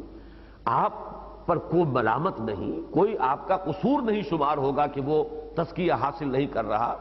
وَأَمَّا مَنْ جَاءَكَ يَسْعَىٰ، اور وہ شخص کہ جو آتا ہے چل کر، آیا ہے آپ کے پاس، یسعیٰ اگرچہ سعی کے معنی ہے دوڑنے کے، لیکن یہ ہے کہ سعی کے معنی یہ بھی ہے کہ پوری توجہ سے، بڑے ہی ایک عزم اور مصمم ارادے کے ساتھ کسی چیز کی طرف متوجہ ہو جانا، اسی معنی میں یہ سورہ جمعہ میں لفظ آیا ہے کہ فَاسْعَوْا إِلَىٰ ذِكْرِ اللَّهِ وَذَرُوا الْبَيْعَ، جب پکارا جائے جمعے کے دن، یا ایھا الذین آمنوا اذا نودی للصلاۃ من یوم الجمعہ فاسعوا الی ذکر اللہ وذروا البیع، اس کے معنی یہ ہے کہ پوری توجہ کے ساتھ لپکو، اب چلو اور بڑھو، ہر چیز سے ذہناً منقطع ہو جاؤ، عملاً ہر شے کو ترک کر دو۔ تو یہاں پر بھی مفہوم وہی ہے، دوڑنا اس کا لازمی معنی نہیں ہے۔ وَأَمَّا مَنْ جَاءَكَ يَسْعَىٰ، جو طالب بن کر آتا ہے، بلکہ کسی ایک مترجم نے بڑا خوبصورت محاورہ، جو دوڑتا آتا ہے آپ کے پاس، دوڑا آتا ہے۔ اب یہ دوڑا آنا عربی کا محاورہ جو اس کی یہ ضروری معنی نہیں ہے کہ دوڑتا ہوا ہی کوئی آئے، بلکہ یہ کہ اس کی توجہ اور اس کے اندر جو میلان ہے اس کو ظاہر کرنے کے لیے کہ کتنا شوق اور اشتیاق ہے اس کے لیے۔ تو اما من جاءک یسعیٰ وہو یخشیٰ، اور اس میں خشیت ہے، وہ اللہ سے ڈرتا ہے، اس کے اندر جو ہے یا کم سے کم یہ کہ وہ اس میں نیکی کی اور بدی کی وہ تمیز اور اخلاقی حس موجود ہے، وہ ڈرتا ہے کہ وہ غلط کام اس سے نہ ہو جائے۔ اما من جاءک یسعیٰ وہو یخشیٰ، اور اگر وہ ایمان لا چکے تھے پھر تو یخشا کے معنی ہوں گے اللہ کا خوف، اللہ کی خشیت، اللہ تعالیٰ کے لیے انابت ان کے دل میں موجود ہے۔ فأنت عنہ تلہیٰ، تو اس کی طرف سے اے محمد صلی اللہ علیہ وسلم آپ اغماس برت رہے ہیں، عدم التفات۔ اب یہ تلہا تفاعل ہے اسی لہو سے جس کے معنی غفلت ہے۔ لہو کہتے ہیں اسی شے کو، الہا جو کہ غافل کر دے۔ ما قل و کفا خیر مما کثر و الہا، اگر دنیا کی ضرورتیں بس پوری ہو جائیں تو چاہے قلیل ہو مال و متاع دنیاوی، یہ کہیں بہتر ہے اس سے کہ جو زائد ہو، کثرت سے ہو لیکن اس کی وجہ سے غفلت طاری ہو جائے۔ فَأَنْتَ عَنْهُ تَلَهَّا، اس سے آپ بے پرواہی یا غفلت برت رہے ہیں، اس کی طرف التفات نہیں کر رہے۔ کلا، ہرگز نہیں، ایسا نہ کیجئے۔ اب یہاں پہ نوٹ کر لیجئے کہ یہ سارا معاملہ جو ہے حضور صلی اللہ علیہ وسلم پر اس اعتبار سے کوئی الزام نہیں آتا کہ فرائض قریش پر توجہ صرف کرنا اور بلکہ دوسروں سے ان کو ترجیح دینا یہ عین منطق کے مطابق ہے، عقل کے مطابق ہے اور خود نقل کے مطابق ہے، قرآن کی وحی کے مطابق ہے۔ اس لیے کہ جب قرآن حضرت موسیٰ علیہ السلام کو حکم دیتا ہے، اللہ تعالیٰ نے حکم دیا کہ جاؤ اذهب الى فرعون انه طغى، یہ تو گویا کہ سنت رہی ہے، یہ تمام انبیاء کرام کے ضمن میں اللہ تعالیٰ کی سنت رہی ہے کہ اللہ تعالیٰ پیدا ہی ان کو کرتا تھا کسی بھی تہذیب، کسی علاقے، کسی کے مرکزی شہر، جہاں سے گویا کہ وہ نرو کنٹرول، نرو سینٹر ہو جو اس تہذیب کا، اس علاقے کا، اور جو طبقہ اعلیٰ ترین ہوتا ہے کسی معاشرے کے اندر، وہی اولین مخاطب ہوتا ہے ہوتا تھا انبیاء کرام کا اور اللہ کے رسولوں کا۔ حکم ہوتا تھا کہ سیدھے جا کر ان سے بات کرو، اذهب الى فرعون انه طغى۔ یہ نہیں کہا گیا کہ جاؤ پہلے ذرا بنی اسرائیل کے اندر اصلاح کی تحریک شروع کرو، ان کو ذرا تجدیدی کوشش ہو تاکہ ان کے اندر بھی ان کے ایمان اور عمل کے اندر بہتری کی شکل پیدا ہو جائے، پھر ذرا قوم فرعون کے اندر بھی کچھ لوگوں کے اندر تبلیغ کرو اور انہیں ایمان کی دعوت دو، پھر مرحلہ آ سکتا تھا کہ فرعون تک بھی بات جاتی، لیکن یہ کہ ترتیب یہی معلوم ہوتی ہے، جاؤ فرعون کے پاس۔ اور اسی کا ایک بہت بڑا مظہر ہے کہ حضور صلی اللہ علیہ وسلم جب مکے سے مایوس ہوئے اور آپ طائف گئے ہیں تو آپ نے وہاں سٹریٹ پریچنگ نہیں کی ہے، گلیوں میں جا کر تبلیغ نہیں کی ہے، گلیوں میں مکے میں تو کی ہے، اس لیے کہ مکے میں تو ظاہر بات ہے کہ آپ نے پہلے 3 برس جو ہے وہ پرسنل کانٹیکٹ کے ذریعے سے جو آپ سے قریب لوگ تھے، شناسا تھے، اور ظاہر بات ہے آپ خود بنو ہاشم میں سے تھے، قریش کے ایک اونچے گھرانے سے تعلق رکھنے والے، چاہے آپ کی مالی حیثیت جو ہے اتنی اچھی نہ رہی ہو ابتدا میں، لیکن اب تو حضرت خدیجہ سے ان نکاح کے بعد جو ہے آپ کا یعنی ظاہری اعتبار سے بھی ایک متمول انسان کی حیثیت سے زندگی گزار رہے تھے۔ یہی وجہ حضرت ابوبکر صدیق سے آپ کی دوستی جو ہے وہ چلی آ رہی ہے، وہ بھی ایک اونچے گھرانے کے فرد ہیں، چشم و چراغ ہے، تو ابتدا میں آپ کی دعوت جو ہے اصل میں اس کا ہدف وہی رہے۔ البتہ پھر ایک مرحلہ آیا ہے کہ پھر آپ نے وہاں پر گلیوں میں گھوم کر اور وہاں پر عام لوگوں کے اندر بھی تبلیغ کی۔ وہاں تو یہ کہ یہ فیصلہ کرنا مشکل ہے عام حالات میں ایک عام قاری کے لیے جب تک کہ وہ اس پوری ترتیب کو ذہن میں نہ رکھے، لیکن یہ کہ طائف کا معاملہ تو ہمارے سامنے ہے۔ طائف میں آپ نے جا کر گلیوں میں تبلیغ نہیں کی، بلکہ جو سب سے اونچے لوگ تھے وہ 3 بڑے بڑے سردار، ان سے جا کے ملاقات کی۔ بعد میں شاید ممکن ہے کہ آپ نے ان سے مایوس ہو کر اور کہیں طائف کی گلیوں میں بھی تبلیغ کی ہو، جبکہ آپ پر گلیوں میں پتھراؤ ہوا ہے، لیکن صراحت کہیں نہیں ملتی۔ صراحت اسی بات کی ملتی ہے کہ انہی تینوں نے، وہی جو فرائض طائف تھے، انہوں نے لوگوں کو جو ہے اسکار دیا کہ اب ذرا ان کی خبر بھی لو، اور بچوں نے اور لڑکوں نے اور جو اسٹریٹ ارچنز کہلاتے ہیں انہوں نے وہ پتھراؤ کرنا شروع کر دیا۔ تو یہ بات میں ثابت کر رہا ہوں کہ کسی معاشرے میں جو لوگ جتنے مؤثر ہوں، جتنی ان کی حیثیت ہو، جتنا ان کا دائرہ اثر و رسوخ جو ہے وسیع ہو، اتنی ہی اہمیت دی جانی چاہیے دعوت و تبلیغ کے ضمن میں۔ یہ معقول بات بھی ہے، اگر وہ ایمان لے آئے تو پورا معاشرہ جو ہے اس کو تبلیغ کو قبول کر لے گا۔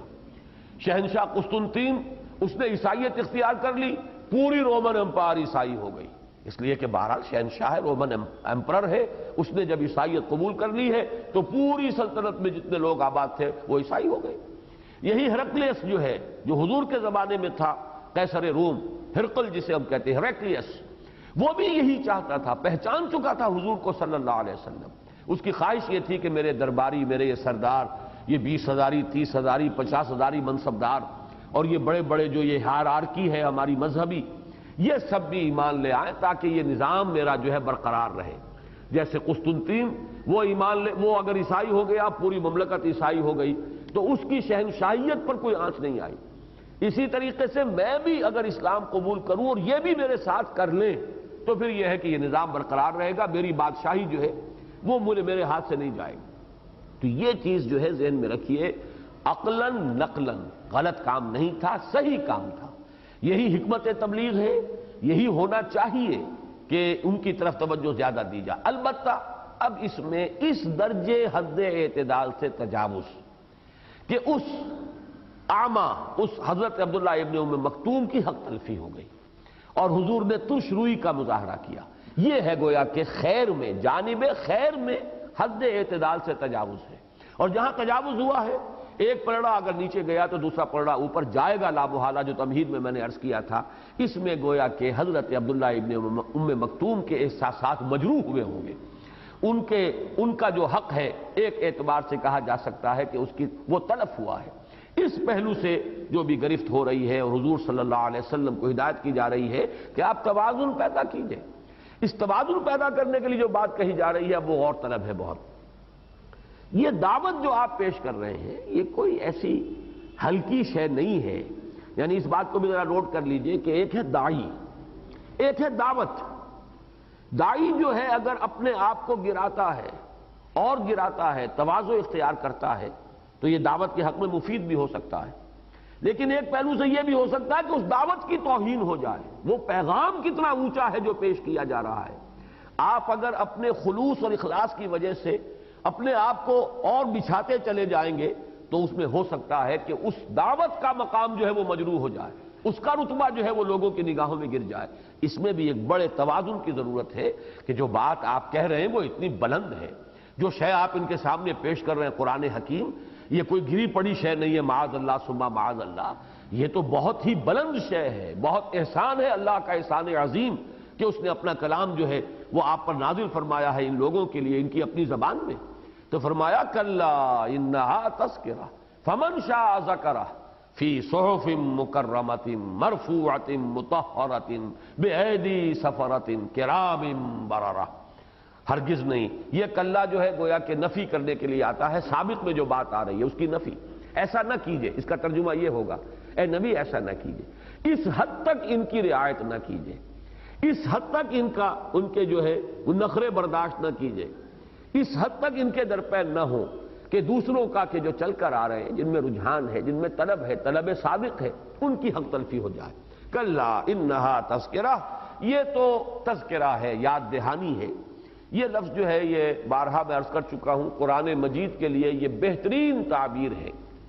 ذکرہ، تذکرہ، اس لیے کہ قرآن مجید جو دعوت لوگوں کے سامنے پیش کرتا ہے، جو اس کی بنیادی حکمت اور فلسفہ ہے، وہ در حقیقت فطرت انسانی کی جانی پہچانی چیز ہے، فطرت میں مضمر ہے، در حقیقت اس پر صرف پردے پڑ گئے ہیں، ذہول ہے، ماحول کے اثرات ہیں، غلط ماحول کی وجہ سے وہ چیز دب گئی ہے، ورنہ فطرت کس کو ہم کہتے ہیں؟ وہ روح جو ہمارے اندر ہے، اس روح کا تعلق اللہ تعالیٰ کے ساتھ ہے۔ یسألونک عن الروح قل الروح من امر ربی، اس روح میں معرفت ربی موجود ہے اور محبت ربی موجود ہے، اپنے مالک اور اپنے رب کی معرفت بھی موجود ہے اجمالی طور پر، اور اس کے اندر اللہ کی محبت بھی موجود ہے، لیکن پردے پڑ گئے ہیں۔ آگ بجھی ہوئی نہ جان، آگ دبی ہوئی سمجھ، اوپر جو ہے راکھ آ گئی ہے، انگارہ جو ہے اس کے اوپر راکھ آ گئی ہے۔ اب یہ کہ پردہ ہٹانا ہے۔ تذکرہ در حقیقت کسے کہتے ہیں؟ یاد کرا دینا، کوئی چیز آپ کے علم میں تھی لیکن کسی وجہ سے اب بھول گئے، زمانہ ہوا، ادھر ذہن نہیں منتقل ہوا، کہیں تذکرہ نہیں ہوا، آنکھ اوجل پہاڑ اوجل، سال ہر سال گزر گئے، کبھی دوست سے ملاقات نہیں ہوئی، دوست یاد نہیں آتا، کبھی خیال بھی نہیں آیا، اچانک کہیں کوئی بات ایسی ہو جاتی ہے جس کا تعلق اس دوست سے ہو، یا جیسے کہ میں نے بارہا مثال دی ہے کہ آپ نے ٹرنک کھولا اور اس میں سے کوئی رومال نکل آیا جو کبھی آپ کے دوست نے کبھی آپ کو تحفے کے طور پر دیا تھا، اچانک آپ کو اپنا دوست یاد آ جائے گا، اس میں آپ کی کسی کانشس ایفرٹ کو کوئی دخل نہیں، آپ اپنے دوست کو یاد کرنے کے لیے نہیں بیٹھے تھے کہ میں اس کی یاد تازہ کروں، بلکہ وہ تو از خود صرف یہ کہ آپ کے ذہن سے وہ چیز آپ کی یادداشت میں اس کے ذخیرے میں ذرا نیچے اتر گئی تھی، اس شے نے جس کا کہ مینٹل ایسوسیشن جسے آپ کہتے ہیں، جس کے ساتھ کہ ایک مینٹل ایسوسیشن تھی اپنے اس دوست کی، وہ شے سامنے آئی اور خود بخود جو ہے وہ دوست یاد آ گیا۔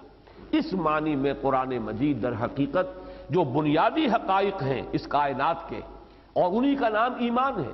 وہ ایمان فطرت انسانی میں ہے، قرآن اس کو ابھارتا ہے، اس کو اوپر لاتا ہے،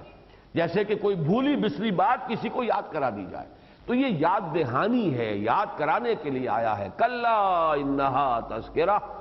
کچھ نہیں، ایسا نہ کیجئے، یہ تو تذکرہ ہے۔ انہا میں ضمیر مؤنث ہے تذکرہ کی مناسبت سے، اس کی رعایت سے، یہ تو تذکرہ ہے، یاد دہانی ہے۔ فمن شاء ذکرہ، تو جو کوئی چاہے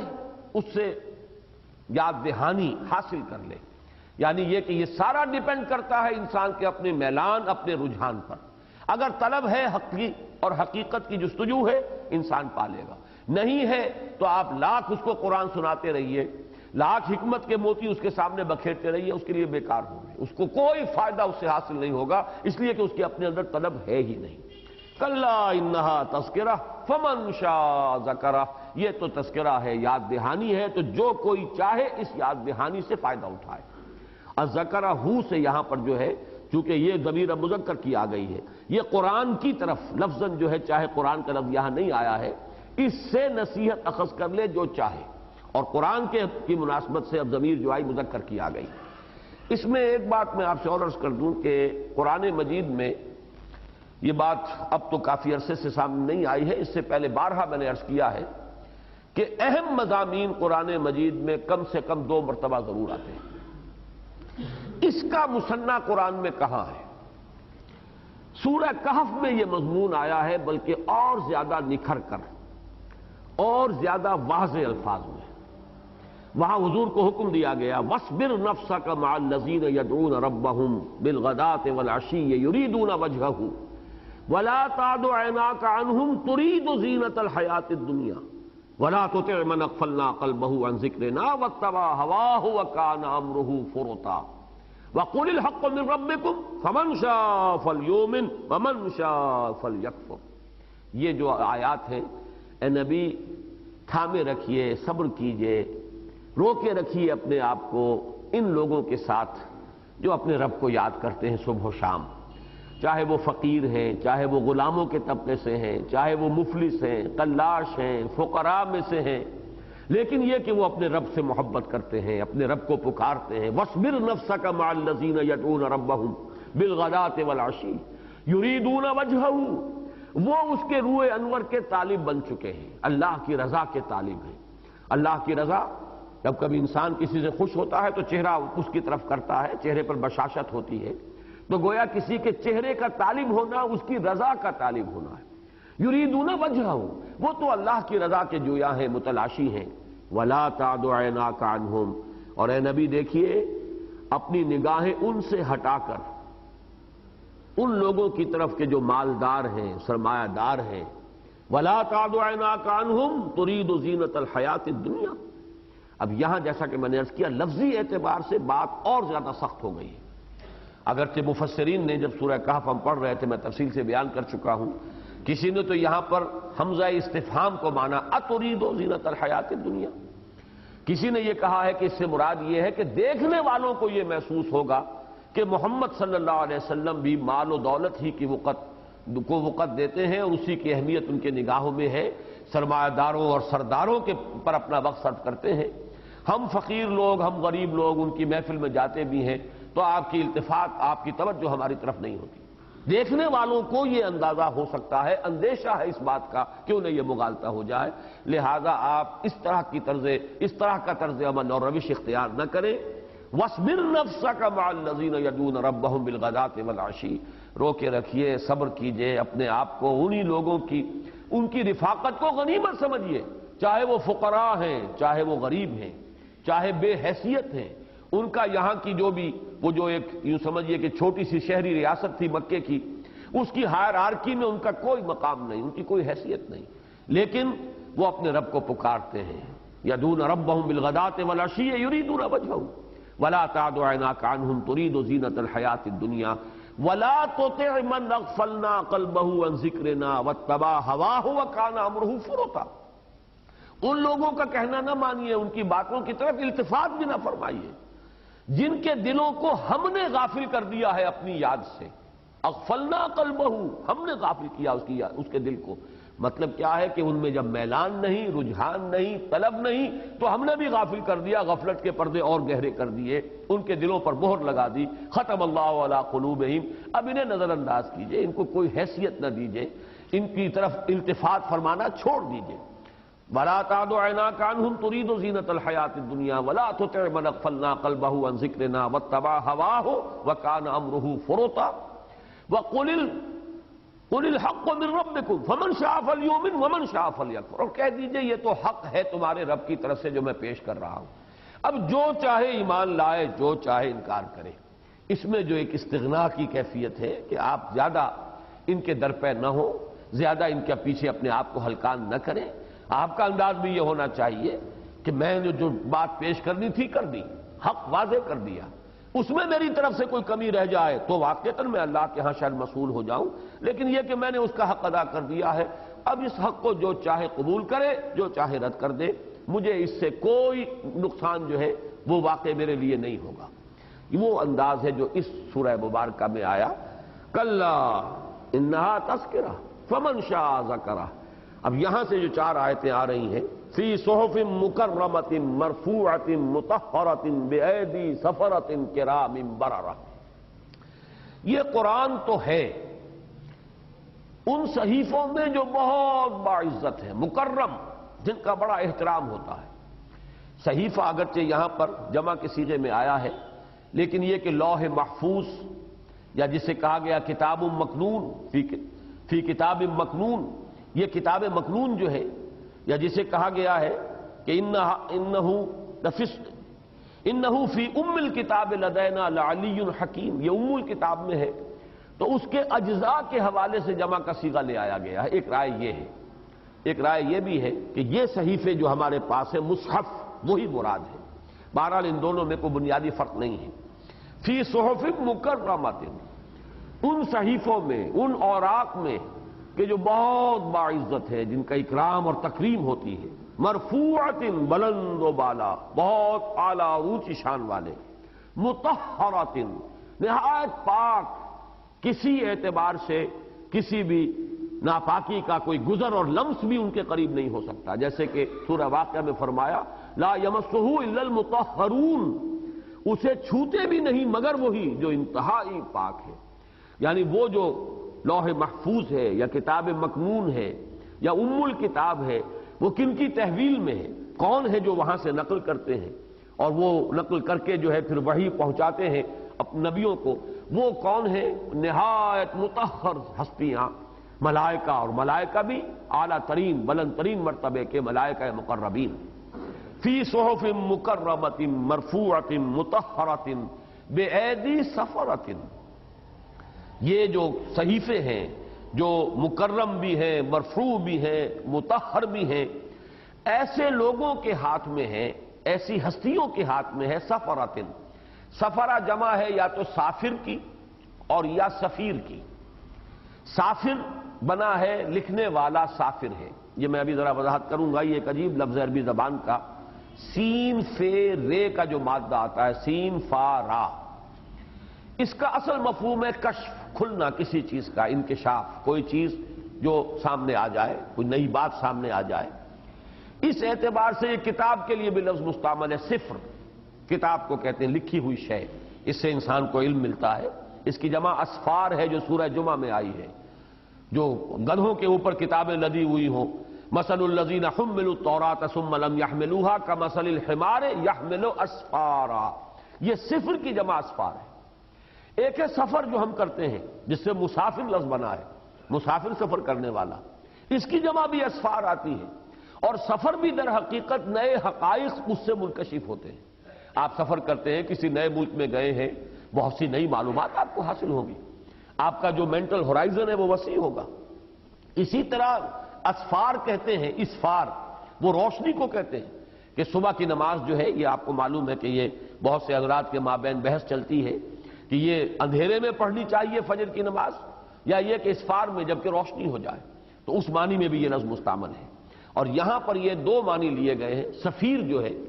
اس کی جمع بھی سفرہ، سفیر پیغامبر ہے، وہ کوئی شے کہیں لے جاتا ہے، جہاں پہنچا رہا ہے وہاں وہ ان کے علم میں اضافے کا موجب بنے گا۔ تو اس معنی میں یا تو وہ فرشتے اس اعتبار سے سفرہ ہیں کہ وہ وہاں سے کلام الہی نقل کر کے لاتے ہیں اور رسول تک پہنچاتے ہیں، یا اس اعتبار سے سفیر کی جمع سفرہ ہے کہ وہ پیغام بر ہے، وہ ایلچی ہے، اللہ کا پیغام، اللہ کی وحی رسولوں تک پہنچانے والے ہیں۔ بے ایدی سفراتن، ان لکھنے والوں یا سفیروں کے ہاتھوں میں۔ اب ان سفیروں یا لکھنے والوں کی شان بھی کیا ہے؟ کرام بررہ، وہ خود بہت باعزت ہیں، بہت کریم ہیں اپنی شان میں۔ فرشتوں کا معاملہ، اور خاص طور پر وہ فرشتے جو وحی لانے پر مامور ہیں، روح الامین، روح القدس،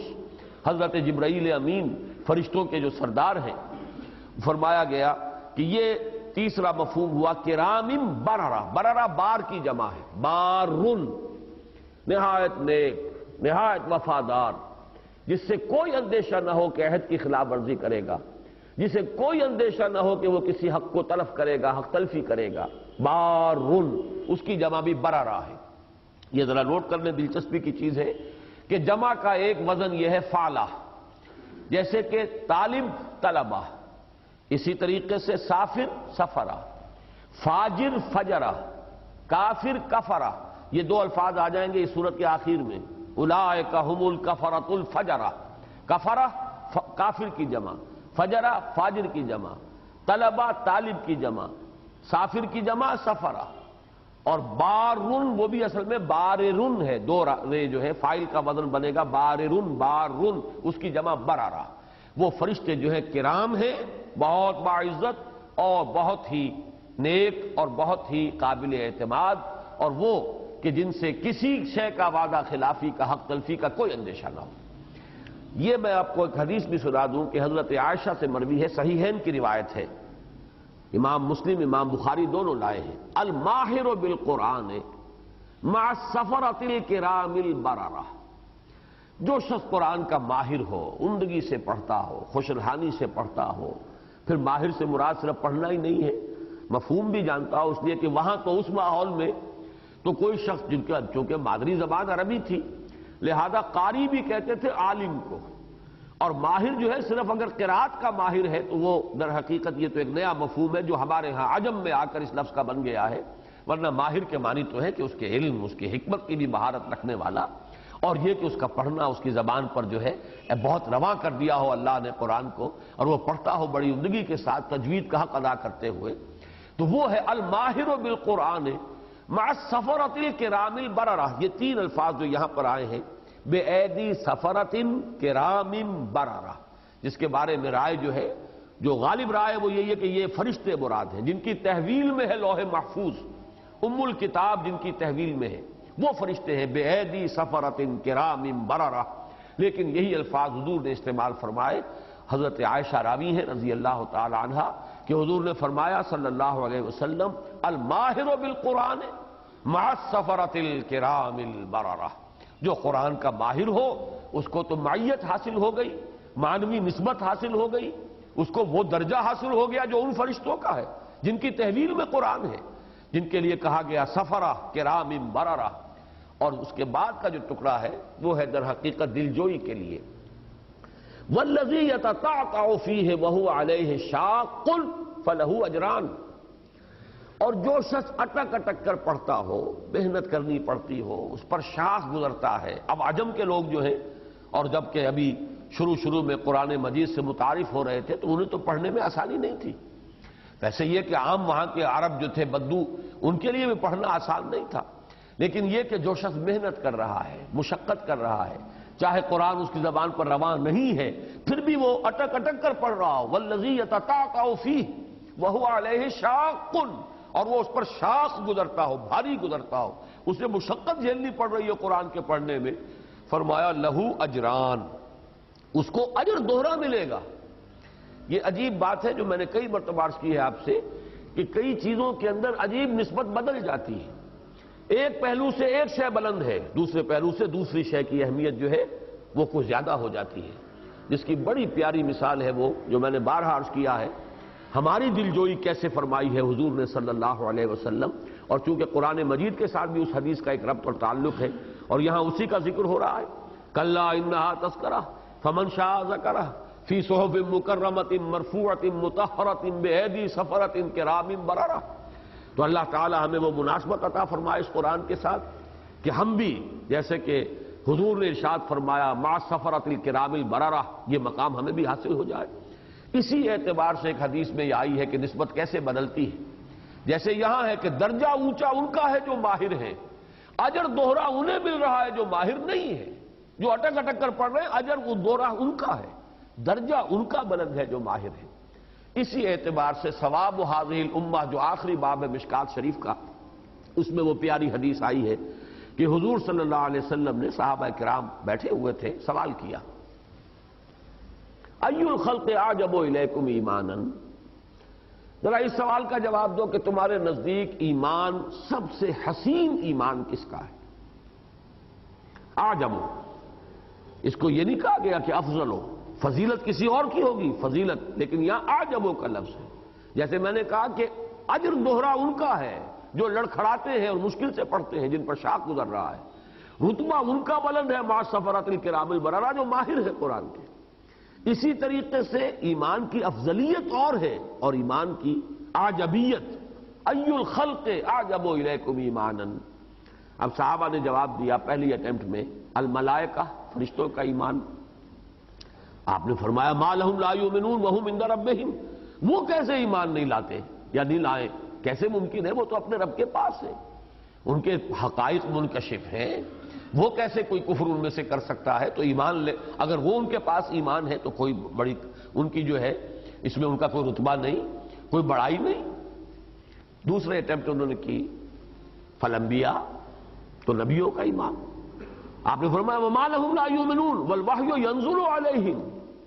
وہ کیسے ایمان نہ لائیں گے جبکہ ان پر تو وحی نازل ہوتی ہے؟ وہ ایمان لائے تو گویا کہ کوئی بہت بڑا جو ہے یہ مرتبے والی بات نہیں ہے، وہ تو وحی نازل ہوئی ان پر۔ پھر انہوں نے کہا تیسری اٹیمپٹ میں فنحن، تو پھر ہم ہیں، ہمارا ایمان سب سے اعجب ہونا چاہیے۔ فرمایا وما لکم لا تؤمنون وانا بین اظہرکم، تم کیسے ایمان والے نہیں ہوگے جبکہ میں تمہارے مابین موجود ہوں۔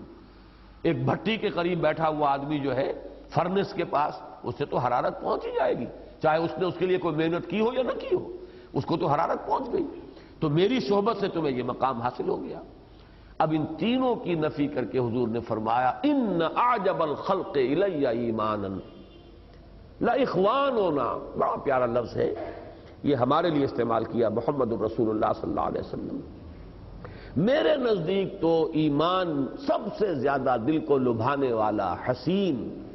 سب سے زیادہ جو ہے دل خوشکن ایمان اب ہمارے ان بھائیوں کا ہوگا لَإِخْوَانُنَا الَّذِينَ يَأْتُونَ مِن بَعْدِي، جو میرے بعد آئیں گے، انہیں ملے گا یجدون صحفا فیہ کتاب اللہ فیؤمنون بما فیہا، انہیں تو وہ صحیفے ملیں گے جن میں اللہ کی کتاب درج ہوگی، میری صحبت تو انہیں ملے گی نہیں، البتہ وہ صحیفے مل جائیں گے جن میں اللہ کی کتاب درج ہوگی، پھر وہ اس پر ایمان لائیں گے، یؤمنون بما فیہا۔ یہ راستہ ہمارے لیے کھلا ہوا ہے، یہ جو یوں سمجھیے کہ اعجبیت ہے ایمان کی، وہ راستہ ہمارے لیے کھلا ہوا ہے۔ تو کتنی دلجوئی ہے، کتنا ہمارے لیے اس میں ایک اللہ تعالیٰ کی طرف سے ایک مقام اور مرتبہ ہے کہ جو اللہ نے ہمارے لیے بھی رکھا ہے، اگرچہ یہ ہم مانتے ہیں کہ افضل ایمان جو ہے وہ صحابہ کرام کا ہوگا۔ پوری امت میں کسی بڑے سے بڑے ولی کا ایمان بھی ادنا سے ادنا صحابی کے ایمان کو نہیں پہنچ سکتا، یہ اپنی جگہ پر ہے۔ تو افضلیت اور ہے اور اعجبیت حسن کے اعتبار سے، دل کو لبھانے کے اعتبار سے، یہ ان لوگوں کا ایمان ہے کہ جو صحبت نبوی سے فیضیاب نہیں ہوئے، انہیں یہ کتاب ملی۔ یہ اس حدیث میں لفظ بھی آیا ہے یجدون صحفا فیہ کتاب اللہ فیؤمنون بما فیہا کلا انہا تذکرہ فمن شاء ذکرہ فی صحف مکرمۃ مرفوعۃ مطہرۃ بایدی سفرۃ کرام بررہ۔ اب صحیفوں کے بارے میں مختلف مفسرین نے جو باتیں کہی ہیں وہ نوٹ کر لیجئے۔ پہلی بات جو اکثر کے نزدیک ہے وہ تو یہی کہ لوح محفوظ یا کتاب مکنون یا جس سے کہا گیا ام الکتاب مراد وہ ہے۔ دوسری رائے یہ بھی ہے کہ یہ قرآن مراد ہے، اس سے یہ بھی تو صحیفہ ہے، مصحف ہے۔ اور تیسری رائے یہ ہے کہ اس سے مراد ہے صحف اولا، جیسے کہ قرآن مجید میں آیا ہے وَإِنَّهُ لَفِي زُبُرِ الْأَوَّلِينَ، یہ قرآن جو ہے اس کا تذکرہ یا اس کا مضمون جو ہے وہ پچھلے جو صحیفے ہیں پچھلی کتابیں ان میں موجود ہیں. یا جیسے فرمایا گیا ان ھذا لفی الصحف الاولی صحف ابراہیم و موسیٰ. بہرحال یہ بھی چونکہ ایک رائے ہے تو میں نے عرض کر دی ہے، لیکن اکثر و بیشتر سمجھیے اصل صحیفہ، اصل صحف وہ لوح محفوظ، کتاب مکنون، ام الکتاب، اس کی یہ نقل ہے. یہ میں نے بارہا الفاظ کہے، اصل وہ ہے، نقل یہ ہے. البتہ یہ مصدقہ نقل ہے ہمارے پاس اللہ تعالیٰ کی طرف سے، جیسے عدالت کے فیصلے کی مصدقہ نقل حاصل کی جاتی ہے. تو اصل قرآن تو وہ ہے لوح محفوظ میں. انہ لقرآن مجید فی لوح محفوظ، قرآن کریم فی کتاب مکنون، وہ ہے اصل قرآن. لیکن یہ کہ اس کی ایک مصدقہ نقل ہے جو اللہ نے ہمیں عطا فرمائی. قتل الانسان ما اکفرہ. اب یہاں سے جو مضمون آگے چل رہا ہے اس میں زیادہ وضاحت کی ضرورت نہیں ہوگی. اللہ تعالیٰ کی شان ربوبیت، اس کی خلاقی، اس کی جو بھی اس نے ساز و سامان پیدا فرمایا ہے انسان کے لیے، خود انسان کی تخلیق جن مراحل میں سے ہو کر گزری ہے، اس کی قدرت، اس کا علم، اس کی حکمت، اس کی صفات کاملہ، اس کے حوالے سے تذکیر، یہ کہ جو پچھلی صورتوں میں بھی بڑی تفصیل سے مضامین آ چکے ہیں، لہذا اس میں کوئی بہت زیادہ ہمیں بحث کی ضرورت نہیں ہوگی. قتل الانسان ما اکفرہ. یہ قتل الانسان یہ ایک یوں سمجھیے کہ بد دعا کا کلمہ ہے. اگرچہ اللہ تعالیٰ کو کسی کو بد دعا دینے کی ضرورت نہیں ہے، اختیار مطلق تو اسی کے ہاتھ میں ہے. لیکن ظاہر بات ہے کہ قرآن مجید ہمارے لیے نازل کیا گیا تو ہماری زبان کے اسالیب اس میں استعمال کیے گئے. جیسے سورہ فاتحہ ہے، الحمدللہ رب العالمین الرحمن الرحیم، آگے یہ بھی اہدنا الصراط المستقیم، کلام اللہ کا ہے، ہمیں تلقین کیا گیا ہے، ہم یوں کہیں کہ پروردگار ہمیں ہدایت عطا فرما سیدھی راہ کی. تو اسی طریقے سے اس میں اسالیب جو ہے عام عربی زبان کے جو مستعمل تھے اور کلام انسانی کا جو عام اسالیب ہیں وہ سب اس میں معلوم ہے. قتل الانسان، مارا جائے یہ انسان، ہلاک ہو یہ انسان. اس کا ترجمہ کسی نے کہا لعنت ہو اس انسان پر، کسی نے کہا برا ہو اس انسان کا. بہرحال یہ الفاظ عبارات ناشتہ و حسن کا واحد. قتل الانسان ما اکفرہ، کتنا ناشکرا ہے، یہ شکر نہیں کرتا، دیکھتا نہیں ہماری نعمتوں کو، ہم نے کہاں سے کہاں اسے پہنچایا ہے، گندے پانی کی بوند سے اس کی تخلیق کی ہے، اس میں کیا کیا صلاحیتیں رکھ دی ہیں، سماعت، بصارت. انا خلقنا الانسان من نطفۃ امشاج نبتلیہ فجعلناہ سمیعا بصیرا الم یکن نطفۃ من منی یمنی ثم کان علقۃ فخلق فسوی فجعل منہ الزوجین الذکر والانثی. اب یہ تمام جو سورہ دہر میں بات آ چکی، سورہ قیامہ میں آ چکی، اور یہ اس سے پہلے آ چکا سورۃ المرسلات میں، الم نخلقکم من ماء مہین ثم فجعلناہ فی قرار مکین. اب ان کی طرف اشارہ ہو رہا ہے. قتل الانسان ما اکفرہ، مارا جائے یہ انسان، ہلاک ہو، برا ہو انسان کا. البتہ یہ کہ یہاں یہ وضاحت ہو جائے کہ اس سے مراد تمام انسان نہیں ہے، بلکہ معین انسان یا تو ہوگا کوئی ایک شخص جو خاص طور پر جو اس سورہ مبارکہ کے بین السطور میں جس کا تذکرہ ہو رہا ہو، وہ ان فرعونہ میں سے کوئی ایک فرعون، قریش کے فرعونوں میں سے، یا یہ ہے کہ وہ بحیثیت مجموعی ایک گروہ کے اوپر اس کا اطلاق ہو رہا ہے، وہی فرعونہ قریش. ہلاک ہو انسان، کس قدر، کتنا زیادہ ناشکرا ہے. من ای شیء خلقہ، ذرا سوچے تو صحیح، کس شے سے اللہ نے اسے تخلیق فرمایا ہے. وہ شے کہ جس کا انکار کوئی کر ہی نہیں سکتا، ہر انسان جانتا ہے.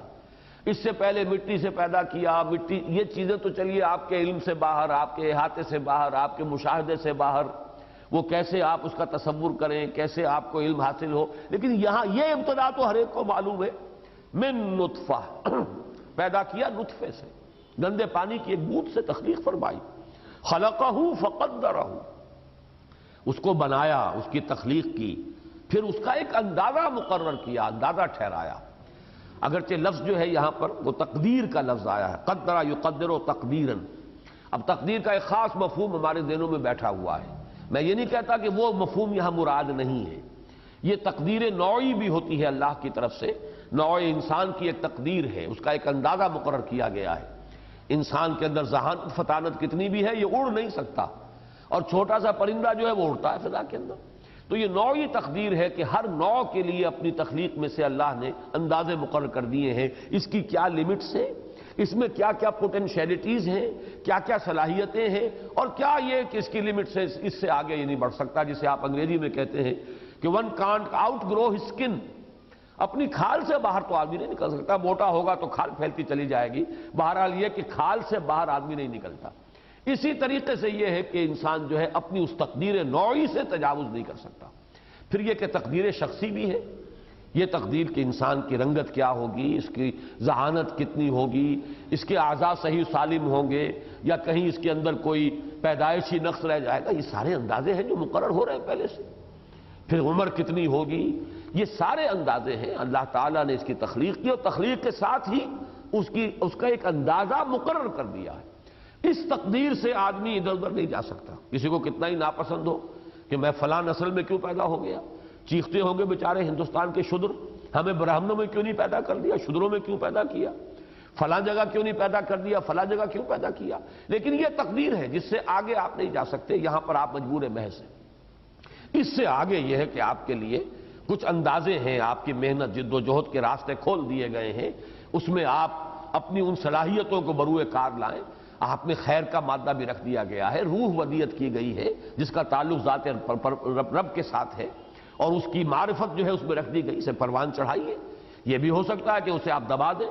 قد افلح من زکاہا وقد خاب من دساہا۔ یہ گویا کہ یہ بھی ایک اندازہ ہے کہ یہ آپ کو آزادی یہاں اللہ نے دے دی ہے، یہ آزادی بھی اللہ کی اس تقدیر کا ایک جز ہے۔ تو فرمایا من نطفہ خلقہ فقدرہ ثم السبیل یسرہ، پھر وہ راستہ اس کے لیے آسان کر دیا، کھول دیا، آسان کر دیا، رواں کر دیا۔ اس میں اکثر لوگوں کی رائے تو یہ ہے کہ چونکہ تخلیق کے بعد تذکرہ ہو رہا ہے اور پھر اس کے بعد ثم اماتہ فاقبرہ بھی آ رہا ہے، تو گویا کہ حیات انسانی ہی کے مختلف مراحل مراد ہیں، تو بہت سے حضرات کا ذہن منتقل ہوا کہ اس سے مراد ولادت کا عمل ہے۔ تخلیق تو ہو رہی ہے بطن مادر میں، فی ظلمات ثلاث، خلقا بعد خلق فی ظلمات ثلاث، درجہ بدرجہ، علقہ سے مضغہ اور مضغہ سے پھر اس میں گوشت چڑھ رہا ہے، ہڈیاں بن رہی ہیں، لیکن یہ کہ یہ سب در حقیقت یہ مادر رحم مادر میں ہو رہا ہے، بطن مادر میں، وہاں سے اب اس کا باہر نکلنا۔ واقعہ یہ کہ خود اپنی جگہ پر یہ اللہ تعالیٰ کی بڑی عظیم نشانیوں میں سے ایک نشانی ہے، کس طریقے سے یہ ولادت کا عمل ہوتا ہے اور اس کے لیے اللہ نے کیسے قواعد و ضوابط بنا دیے ہیں، تو اس کو مراد لیا ہے اکثر و بیشتر لوگوں نے ثم السبیل یسرہ، پھر وہ راستہ جو ہے رحم مادر سے برآمد ہو کر اس دنیا میں خارجی فضا میں آنے کا، وہ اللہ نے کیسا آسان کیا ہے، اس کے اندر غور کرو تو اس میں اللہ کی حکمت، اس کی صنائی، اس کی قدرت کی نشانیاں تمہیں نظر آئیں گی۔ لیکن میرا ذاتی رجحان اس میں یہ ہے، اگرچہ بعض اور حضرات نے بھی یہ بات کہی ہے، میں سمجھتا ہوں کہ وہ زیادہ وقی ہے رائے، اور وہ یہ ہے کہ یہاں پر السبیل سے وہی مراد ہے جو سورۃ الدہر میں، یہ 6 سورتوں کا ایک سب گروپ جو بنا ہے قرآن مجید میں، جس کا کئی مرتبہ میں تذکرہ کر چکا ہوں اور آج ظاہر بات ہے آخری مرتبہ ان کا تذکرہ ہو رہا ہے، اس میں کچھ مضامین مشترک ہیں اور ان کے اندر جو ہے ایک دوسرے کے ساتھ ایک بڑی گہری مناسبت ہے۔ جیسے وہاں فرمایا گیا تھا انا ہدیناہ السبیل اما شاکرا و اما کفورا، وہی السبیل یہاں مراد ہے، ہم نے ہدایت کی راہ اس کے سامنے کھول دی، البتہ اس کے بعد اختیار دیا ہے چاہے وہ ناشکرہ بن کر رہے اور چاہے وہ ایمان لے آئے، اما شاکرم و اما کفورا، شکر گزار بنے یا ناشکرہ بنے، لیکن یہ نہیں کہہ سکتا انسان کہ حق اس پر واضح نہیں کیا گیا، اس کی تو فطرت میں رکھا ہوا ہے، اس کے دل کے آئینے میں ہے تصویر یار، جب ذرا گردن جھکائی دیکھ لی، ذرا اپنے اندر جھانکو تو صحیح، وفی انفسکم افلا تبصرون، کبھی اپنے من میں ڈوب کر پا جا سراغ زندگی، اپنے اندر دیکھو گے تو وہ ہدایت تمہیں مل جائے گی، لہذا ہم نے تو ہدایت واضح کر دی ہے، ہم نے وہ السبیل یعنی سواء السبیل صراط مستقیم، یہ سورۃ الدہر کا درس دیتے ہوئے میں تفصیل سے بیان کر چکا ہوں کہ یہاں السبیل جنہوں نے یہ سمجھا ہے کہ نیکی اور بدی کا راستہ ہم نے واضح کر دیا، ان کو مغالطہ لگا ہے، السبیل ایک ہی راستے کے لیے آئے گا اور وہ راستہ ہے صراط مستقیم، صراط السبیل، یہ سواء السبیل ہم نے کھول دیا، واضح کر دیا، یہ اتمام حجت ہے جو اللہ کی طرف سے جبلی طور پر اور فطری اعتبار سے ہر انسان کے اوپر ہو چکا ہے۔ ثم السبیل یسرہ، پھر وہ راستہ جو ہے سیدھا راستہ، حق کا راستہ، ہم نے اسے اس کے لیے آسان بنا دیا، ثم اماتہ فاقبرہ، پھر اسے موت دی اور اسے قبر میں دفن کرا دیا، اقبرہ اقبار، یہ گویا کہ باب افعال ہے، متعدی بنے گا یہ فعل، ہم نے کرا دیا، دفن کرا دیا زمین میں اسے، گویا کہ جسے آپ کہتے ہیں کہ امانت رکھ دیا۔ اب یہ امانت ہمارے ہاں تو ہے کہ کسی جگہ پر عارضی طور پر کسی کو دفن کیا جائے، یہ امانت رکھی گئی ہے، یہ میت گویا کہ اس کو نکالنا مقصود ہے، لیکن در حقیقت ہر میت امانت ہے ایک وقت میں اللہ تعالیٰ، یہ اللہ کی امانت تو ہے، چاہے وہ فوری طور پر اسے دفن کیا گیا ہو، چاہے یہ کہ کہیں پر وہ اس کے اجزاء تحلیل ہو کر اور پھر مٹی میں مل گئے ہوں، اگر وہ کسی مچھلی نے بھی اس کو کھایا ہے تو اس کی بھی اجزاء پھر تحلیل ہوں گے اور کہیں نہ کہیں جا کر وہ سمندر کی تہ میں کہیں بیٹھ جائیں گے، وہ لازماً اسی کا جز بنے گا اس زمین کا، جس کو کہ ہم نے سورہ مرسلات میں پڑھا ہے الم نجعل الارض کفاتا احیاء و امواتا، کیا ہم نے اس زمین کو نہیں بنا دیا سمیٹ لینے والی، مردوں کو بھی زندوں کو بھی، زندوں کے لیے بھی سارا سامان اسی کی گود میں موجود ہے، سارا سامان معیشت اور سامان ربوبیت، اور مردوں کو بھی یہ ایسے سنبھال لیتی ہے کہ جیسے امانتاً کہیں کسی کو رکھ دیا جائے۔ ثم اماتہ فاقبرہ، پھر اس پر موت وارد کی اور اسے قبر میں دفن کرا دیا۔ اب اس میں دیکھیے یہ ہے قرآن کا اسلوب، اس کے اندر جو ایک ردم چلا آ رہا تھا، ایک بات تواتر سے آ رہی ہے، اس کے فوراً بعد آیا ثم اذا شاء انشرہ، پھر جب چاہے گا اسے نکال لے گا۔ یعنی جب یہ سارے کام اس کے لیے مشکل نہیں تھے تو بے وقوفو تمہیں یہی مشکل نظر آ رہا ہے؟ جس اللہ نے وہ کیا، جس اللہ نے یہ کیا، من ای شیء خلقہ، من نطفہ خلقہ فقدرہ ثم السبیل یسرہ ثم اماتہ فاقبرہ ثم اذا شاء انشرہ، پھر جب وہ چاہے گا نکال لے گا۔ اس میں گویا کہ ایک طرح کی سجیشن ہے، اس میں کوئی لفظی دلیل منطقی اعتبار سے نہیں آئی، لیکن یہ کہ ایک سجیشن ہے، سوچو جس کے لیے یہ سارے کام آسان تھے اس کے لیے کیا یہی کام مشکل رہ گیا ہے؟ کیا یہ ناممکن اور محال تمہیں نظر آ رہا ہے؟ اس کے لیے تو جیسے وہ کام آسان تھے ایسے ہی یہ کام آسان ہے۔ ثم اذا شاء انشرہ کلا لما یقض ما امرہ، کوئی نہیں، یعنی یہ شکر نہیں کرتا، توجہ نہیں کرتا، حقائق کی طرف نگاہ نہیں کرتا، نہ آفاقی آیات کو دیکھتا ہے نہ انفسی آیات کو دیکھتا ہے۔ کلا لما یقض ما امرہ، اس نے تاحال وہ فیصلہ نہیں کیا جس کا اسے حکم دیا گیا ہے۔ اب یہاں صاف ظاہر ہو رہا ہے کہ خاص گروہ معین پس منظر میں ہے کہ حضور نے حجت آخری درجے میں قائم کر دی، ابھی تک بھی یہ لوگ ایمان نہیں لائے، نبی نے اپنے آپ کو ہلکان کر دیا، نبی نے اس درجے مبالغہ فرمایا ہے ان کے لیے کہ ایک جو طالب بن کر آیا تھا اس کی حق تلفی بھی ہو گئی، اگرچہ ان کی نیت میں نہیں تھا کہ حق تلفی ہو لیکن نتیجتاً عملاً تو ہو گئی۔ اس درجے جن کے پیچھے در پہ رہے، اس درجے جن کے لیے اپنے آپ کو ہلکان کیا ہے، اس درجے جن کے لیے کوششیں کی ہے، کلا لما یقض ما امرہ، اس میں اسلوب حسرت کا ہے اور ملامت کا ہے۔ کوئی نہیں، ابھی تک اس نے فیصلہ نہیں کیا جو اس کو حکم دیا تھا اس کے پروردگار نے۔ حکم تو یہ آمنو، ایمان لاؤ، آمنوا باللہ ورسولہ وانفقوا مما جعلکم مستخلفین فیہ، ایمان لاؤ اللہ پر اور اس کے رسول پر اور کھپا دو، لگا دو، جس چیز کے اندر بھی اس نے تمہیں اختیار عطا فرمایا ہے، استخلاف عطا فرمایا، اس کی راہ میں لگا دو، یہ حکم ہے آمنو۔ لیکن یہ کہ یہ ایمان نہیں لا رہے، یہ بات نہیں مان رہے، نہ تزکیہ اختیار کر رہے ہیں نہ تذکر اختیار کر رہے ہیں، اس کی طرف ان کا میلان ہی نہیں۔ کلا لما یقض ما امرہ فَلْيَنظُرِ الْإِنسَانُ إِلَىٰ طَعَامِهِ،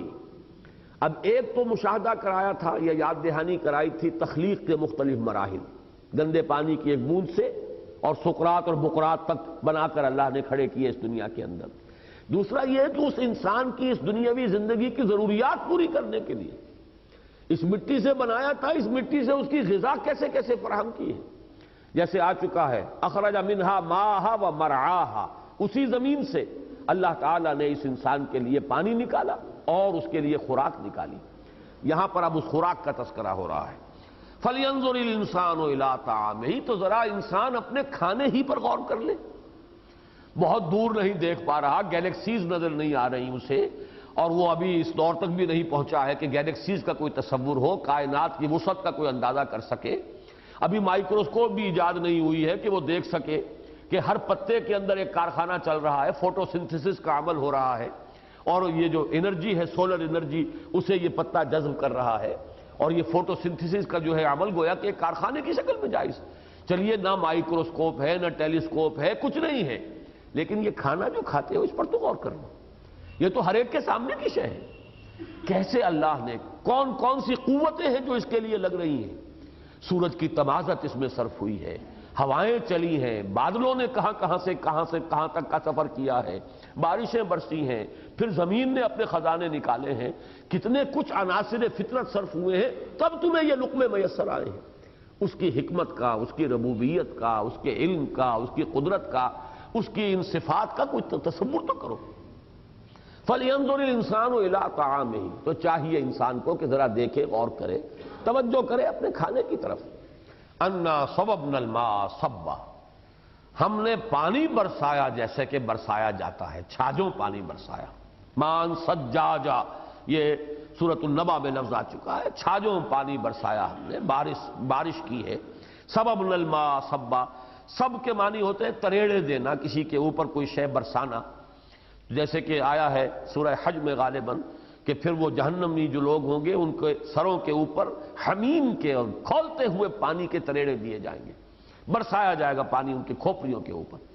انا صببنا الماء صبا، ہم نے برسایا پانی جیسے کہ برسایا جاتا ہے، یہ مفعول مطلق ہے کسی شے کی اصل حقیقت کو سامنے لانے کے لیے۔ ثم شققنا الارض شقا، پھر پھاڑا ہم نے زمین کو جیسے پھاڑا جاتا ہے۔ اس کا ایک مفہوم تو اصلاحی صاحب نے لیا ہے، ویسے وہ کچھ بعید محسوس ہوتا ہے، وہ یہ کہ پانی کا محض گر جانا زمین پر، برس آنا، یہ کافی نہیں ہے جب تک کہ زمین کے مسام نہ کھلے اور ان میں پانی داخل نہ ہو۔ گویا کہ یہاں پر زمین کا کھلنا یا شق ہونا یہ پانی کے جذب ہونے کے لیے تعبیر کیا گیا ہے۔ اکثر کی رائے یہ ہے کہ اس سے مراد ہے کہ جب کوئی چیز اب اگتی ہے تو زمین کو پھاڑ کر اس کی سوئی نکلتی ہے، یہ ہے اکثر کا، لیکن بہرحال وہ ایک ان کا ذہن ادھر منتقل ہوا ہے، کیونکہ ایک مقام پر آیا ہے قرآن مجید میں، کیا یہ دیکھتے نہیں کہ آسمان اور زمین دونوں بند تھے، کانتا رتقا ففتقناہما، دونوں بند تھے تو ہم نے دونوں کو کھول دیا۔ آسمان بند تھا، بارش نہیں ہو رہی تھی، اللہ نے کھول دیا، آسمان سے پانی کو برسا دیا۔ زمین بند تھی، کوئی شے اگ نہیں رہی تھی، ہم نے اسے کھول دیا، اس میں رویدگی آ گئی۔ اس کے حوالے سے انہوں نے رائے ظاہر کی ہے، اس سے مراد ہے پانی برسایا اور پھر زمین کے مسام کھول دیے، اس کے اندر پانی جذب ہو گیا۔ لیکن میرے نزدیک دوسری رائے جو ہے اکثر مفسرین کی وہ زیادہ راجح ہے، اور وہ یہ کہ مراد یہ ہے کہ پانی برسایا، پھر زمین پھٹی، شق ہوئی اور اس میں سے وہ سوئی نکلی۔ انا صببنا الماء صبا ثم شققنا الارض شقا فانبتنا فيها حبا، پھر ہم نے اس میں اگائے حبوب، یہ دانے، اناج، سب سے زیادہ انسان کو اس کی ضرورت ہے، یہی گویا کہ اس کی خوراک کا جو جزو اعظم ہے، تو یہ سب سے پہلے تذکرہ۔ اور اس میں ایک ترتیب اصلاحی صاحب نے بیان کی ہے، وہ اچھی ہے، وہ یہ ہے کہ زمین سے اگنے والی چیزیں کچھ تو وہ ہیں جو زمین کے ساتھ ہی لگی رہتی ہیں۔ اب پودا جو ہے گندم کا کتنا اونچا ہوگا، ایک درخت ہوتے ہیں وہ ذرا اور اونچے ہیں، تو گویا کہ زمین سے یہ جو الفاظ اب آ رہے ہیں یہ اس انداز میں آ رہے ہیں کہ نیچے سے اوپر کی طرف ایک تدریجی ارتقاء ہو رہا ہے۔ انا صببنا الماء صبا ثم شققنا الارض شقا فانبتنا فيها حبا، ہم نے اس میں اناج اگایا، وعنبا وقضبا، اور انگور، یہ گویا کہ پھلوں میں سے جو سب سے زیادہ ایک لوگوں کا مرغوب پھل رہا ہے، اس لیے کہ وہ صرف پھل کی حیثیت سے نہیں بلکہ اس سے شراب کشید کی جاتی تھی، تو عنبا وقضبا، اور قضبن سے مراد ہے ترکاریاں، اور عام طور پر وہ ترکاریاں کہ جیسے ساگ ہوتا ہے، پالک کا ساگ ہے، اور جو چیز کے کاٹ لی جاتی ہے اور اس کو پکا لیا جاتا ہے۔ باقی اور سبزیاں جو ہے اس کو بھی بعض لوگ داخل سمجھتے ہیں، لیکن اکثر و بیشتر یہ ساگ جو ہے، یہ مختلف قسم کے ساگ جو کہ بالکل گھاس کی طرح اگتے ہیں زمین سے اور پھر وہ انسان کے لیے سالن کا کام دیتے ہیں۔ وَعِنَبًا وَقَضْبًا وَزَيْتُونًا وَنَخْلًا، اب آیا درختوں کی طرف۔ درختوں میں زیتون کا درخت ہے، اور یہ بھی آپ کو معلوم ہے کہ انسان کے بہت ہی اہم غذا کی سورس رہا ہے، اس لیے کہ اس سے تو تنبت بالدہن، اس سے انسان کو تیل ملتا ہے، زیتون کا تیل، چکنائی ملتی ہے، اس کو جلا کر جو ہے دیوں کے اندر، چراغوں کے اندر اس سے روشنی بھی حاصل کی جاتی تھی اور وہ غذا بھی تھی۔ تو وہ زیتونًا ونخلا، اور اب سب سے اونچا جو آ گیا کھجور کا درخت، ہم نے اس میں اگائے اناج بھی اور انگور بھی اور ترکاریاں اور ساگ بھی اور زیتون بھی اور کھجور بھی، وحدائق غلبا، غلباً جمع ہے اغلب کی، اغلب کہتے ہیں اس شخص کو جس کی گردن بڑی موٹی ہو، اور یہ باغوں کے لیے آتا ہے وہ باغ جو بڑے گھنے ہوں، یعنی اوپر کا حصہ ان کا اتنا پھیل جائے درختوں کا کہ باہم اس کی شاخیں ایک دوسرے میں پیوست ہو جائیں، وہ ہے حدائق غلبن، وہ باغ کہ جو بڑے گھنے باغ ہیں جن کی شاخیں جو ہے درختوں کی باہم پیوست ہو جاتی ہیں۔ وَفَاكِهَةً وَأَبًّا، اور یہ چیزیں وہ بھی ہیں کہ جو تمہارے لیے فواکہ پھلوں کا کام دیتی ہیں، اور ابا کا لفظ آتا ہے ان چیزوں کے لیے جو چارے کے طور پر استعمال ہوتی ہیں حیوانات کے لیے۔ ایک تو چارہ وہ ہے کہ جو توڑی کی شکل میں ہوتا ہے، جو گندم کے آپ نے گندم نکال لی، باقی جو رہا اس کی توڑی بنا لی، اور ایک وہ ہے کہ جو گھاس اگ رہی ہے اور وہ جو کی تو ہی وہ حیوانات کے کھانے کے کام آ رہی ہے، وہ ابا ہے۔ متاع لکم ولانعامکم، وہ لفظ اب آ گیا، وہ آیت جو بین ہی انہی الفاظ میں آیت نمبر 33 کی حیثیت سے سورہ نازعات میں آئی، اور آیت نمبر 32 کی حیثیت سے یہاں۔ یہ ساز و سامان ہے، ضرورتیں ہیں، برتنے کی چیزیں ہیں، استعمال کی چیزیں ہیں تمہارے لیے اور تمہارے چوپایوں کے لیے۔ اور بڑا عمدہ اشارہ اس میں ہے کہ ایک تو یہ کہ ظاہر بات ہے کہ وہ بھی جاندار ہیں، ان کے لیے بھی غذا ہے، اللہ نے تمہارے لیے فراہم کی، ان کے لیے بھی فراہم کی۔ مزید برآں وہ خود تمہارے لیے مزید غذا کا سورس بنتے ہیں، انہی سے تمہیں دودھ ملتا ہے، چکنائی ملتی ہے، ان سے نہ معلوم ان کا گوشت ہے جو تمہارے لیے بہترین غذا کا کام دیتا ہے۔ تو یہ گویا کہ ایک تو براہ راست وہ چیزیں ہیں کہ جو اگ رہی ہیں زمین سے اور وہ ہمارے تغذیہ کی ضرورت پوری کر رہی ہیں، ایک وہ حیوانات انعام ولانعامکم، وہ بھی در حقیقت ہمارے لیے سورس آف فوڈ ہے، لیکن یہ ہے کہ وہ انڈائریکٹلی زمین سے ان کو ہی وہ اللہ تعالیٰ غذا دے رہا اور پال رہا ہے۔ فَإِذَا جَاءَتِ الصَّاخَّةُ، تو جب آ جائے گی وہ کان پھوڑ دینے والی، صاخہ وہ آواز، شدید آواز کہ جس سے کان پھٹتا ہے، یہ سور جسے کہا جاتا ہے، نفخ فی الصور نفخۃ واحدہ، پھر یہ ثم نفخ فیہ اخری، یہ دو جو ہے نفخے ہونے ہیں، بلکہ بعض حضرات کے نزدیک 3 نفخے ہیں، بہرحال وہ ایک علیحدہ بحث ہے۔ یہاں پہ اس کو تعبیر کیا گیا کان پھوڑ دینے والی شے۔ اس کے بالمقابل سورۃ النازعات میں لفظ آ چکا ہے تامۃ الکبریٰ، فَإِذَا جَاءَتِ الطَّامَّةُ الْكُبْرَىٰ، یہاں فَإِذَا جَاءَتِ الصَّاخَّةُ، جب وہ سور کی آواز جو کانوں کو پھوڑ دینے والی ہے وہ آئے گی۔ یوم یفر المرء من اخیہ، اب یہ ہے بڑا ہی قیامت کا وہ روح فرسا ایک نقشہ۔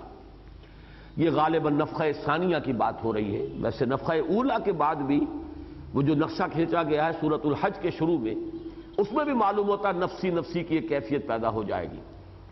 یا ایھا الناس اتقوا ربکم ان زلزلۃ الساعۃ شیء عظیم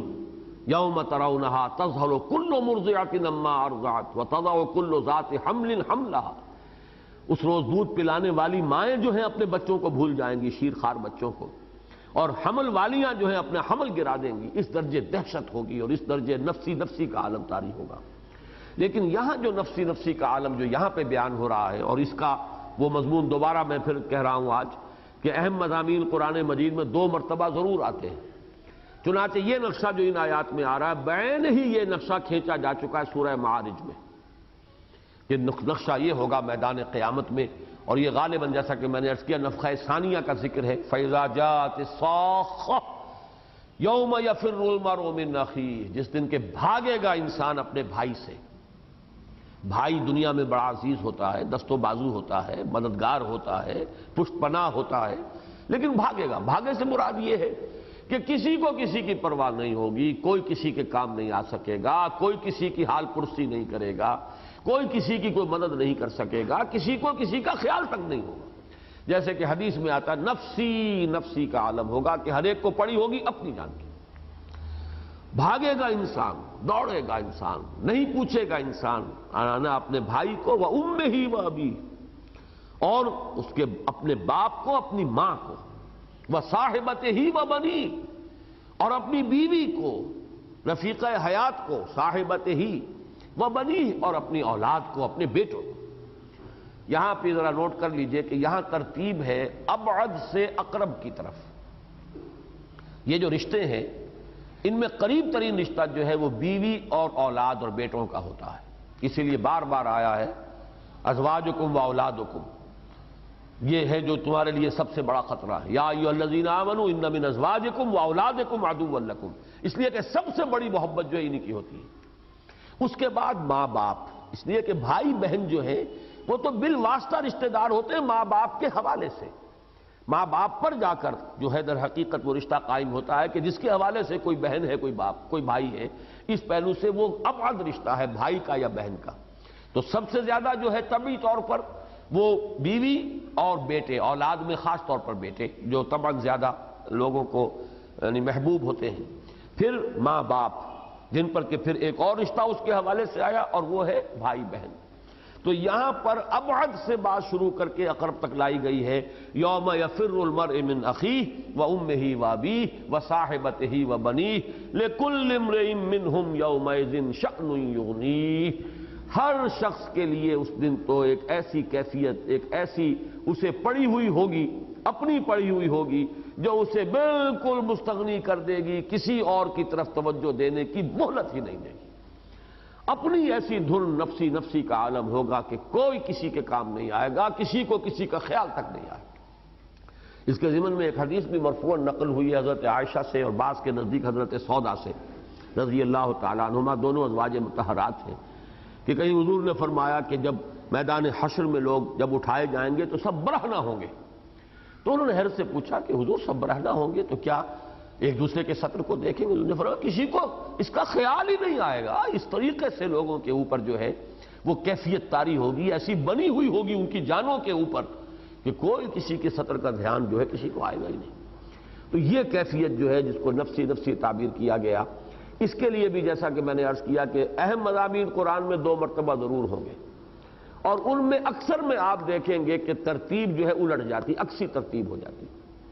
یہ مضمون اب اس عکسی ترتیب کے ساتھ سورہ معارج میں یبصرونہم یود المجرم لو یفتدی یومئذ من عذابہ یومئذ ببنیہ وصاحبتہ واخیہ وفصیلتہ التی تؤویہ ومن فی الارض جمیعا ثم ینجیہ۔ وہاں پر بیٹے کا ذکر سب سے پہلے آیا۔ انسان یہ چاہے گا کہ مجھے بخش دیا جائے، بچا لیا جائے، فدیے میں میرے بیٹے لے لو، لو یفتدی من عذاب یومئذ ببنیہ وصاحبتہ واخیہ، اور بیوی اور بھائی لے لو، جھونکو انہیں، وہ فصیلتہ التی تؤویہ،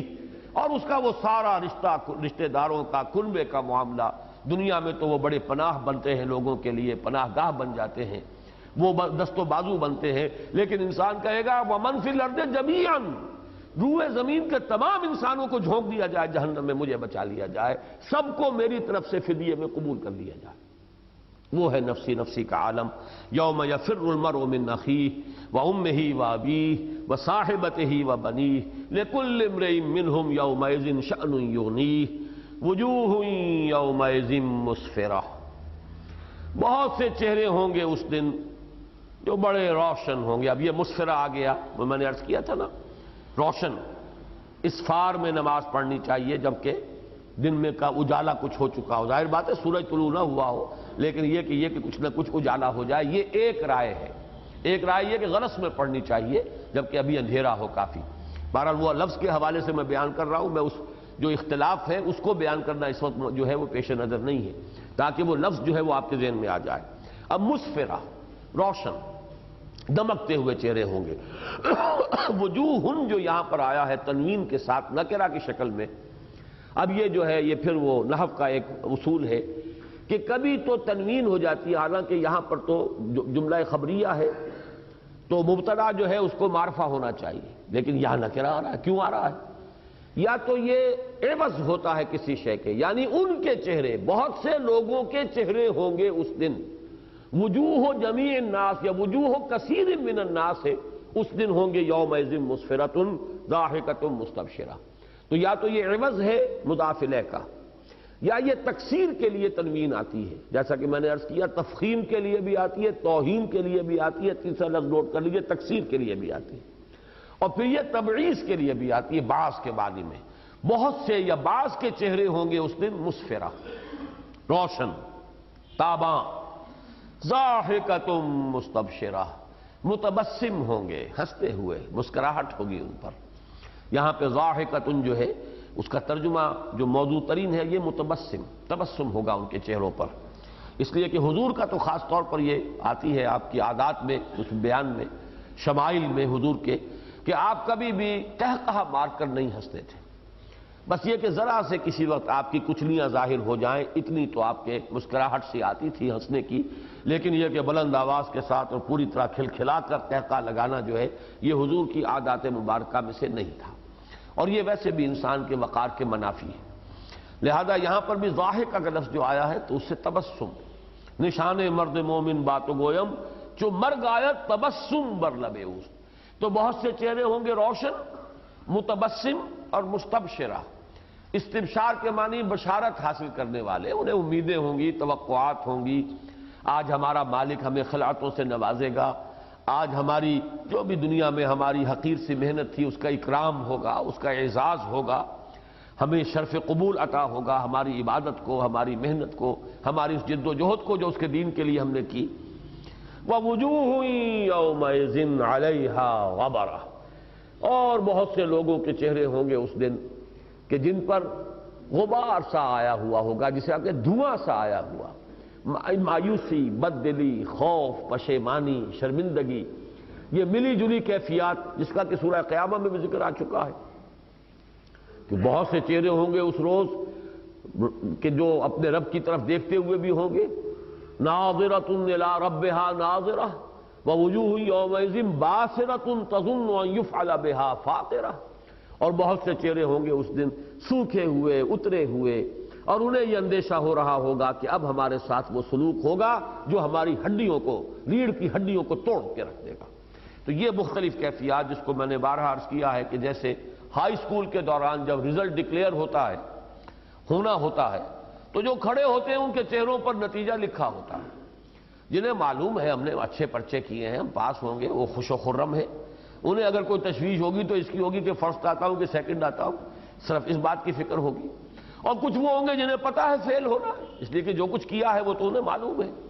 بل الانسان علی نفسہ بصیرہ ولو القی معاذیرہ، لہذا اس نتیجے کے اعلان سے قبل ہی کیفیت یہ ہوگی کہ لوگوں کے چہروں پر ان کا نتیجہ لکھا ہوا ہوگا، انجام جس سے انہیں دوچار ہونا ہے اس کے آثار موجود ہوں گے۔ وجوہ یومئذ مسفرۃ ضاحکۃ مستبشرہ اللہم ربنا اجعلنا منہم اللہم ربنا اجعلنا منہم ووجوہ یومئذ علیہا غبرہ، بہت سے چہرے ہوں گے کہ جن کے اوپر غبار ہوگا، دھواں سا آیا ہوا ہوگا، ترہقھا قطرہ، ان پر نہایت ذلت چھا رہی ہوگی۔ قطرہ کے دونوں ترجمے کیے گئے ہیں، سیاہی غالب آئی بھی ہوگی، تھپی ہوئی ہوگی، اور یہ کہ ان کے اوپر ذلت چھائی ہوئی ہوگی۔ اولئک ھم الکفرۃ الفجرہ، یہ میں عرض کر چکا تھا، کفرہ یہاں کافر کی جمع ہے، جیسے طالب کی جمع طلبہ، فاجر کی جمع فجرہ، یہی ہوں گے اولئک ھم الکفرۃ الفجرہ، جو کافر ہوں گے، منکر ہوں گے، یا ناشکرے رہے ہوں گے اللہ کے، یہ گویا کہ ایک باطنی کیفیت ہے۔ اور فجرہ، فاجر کی جمع، وہ فسق و فجور اور اپنے اندر سے جو نفس امارہ ہے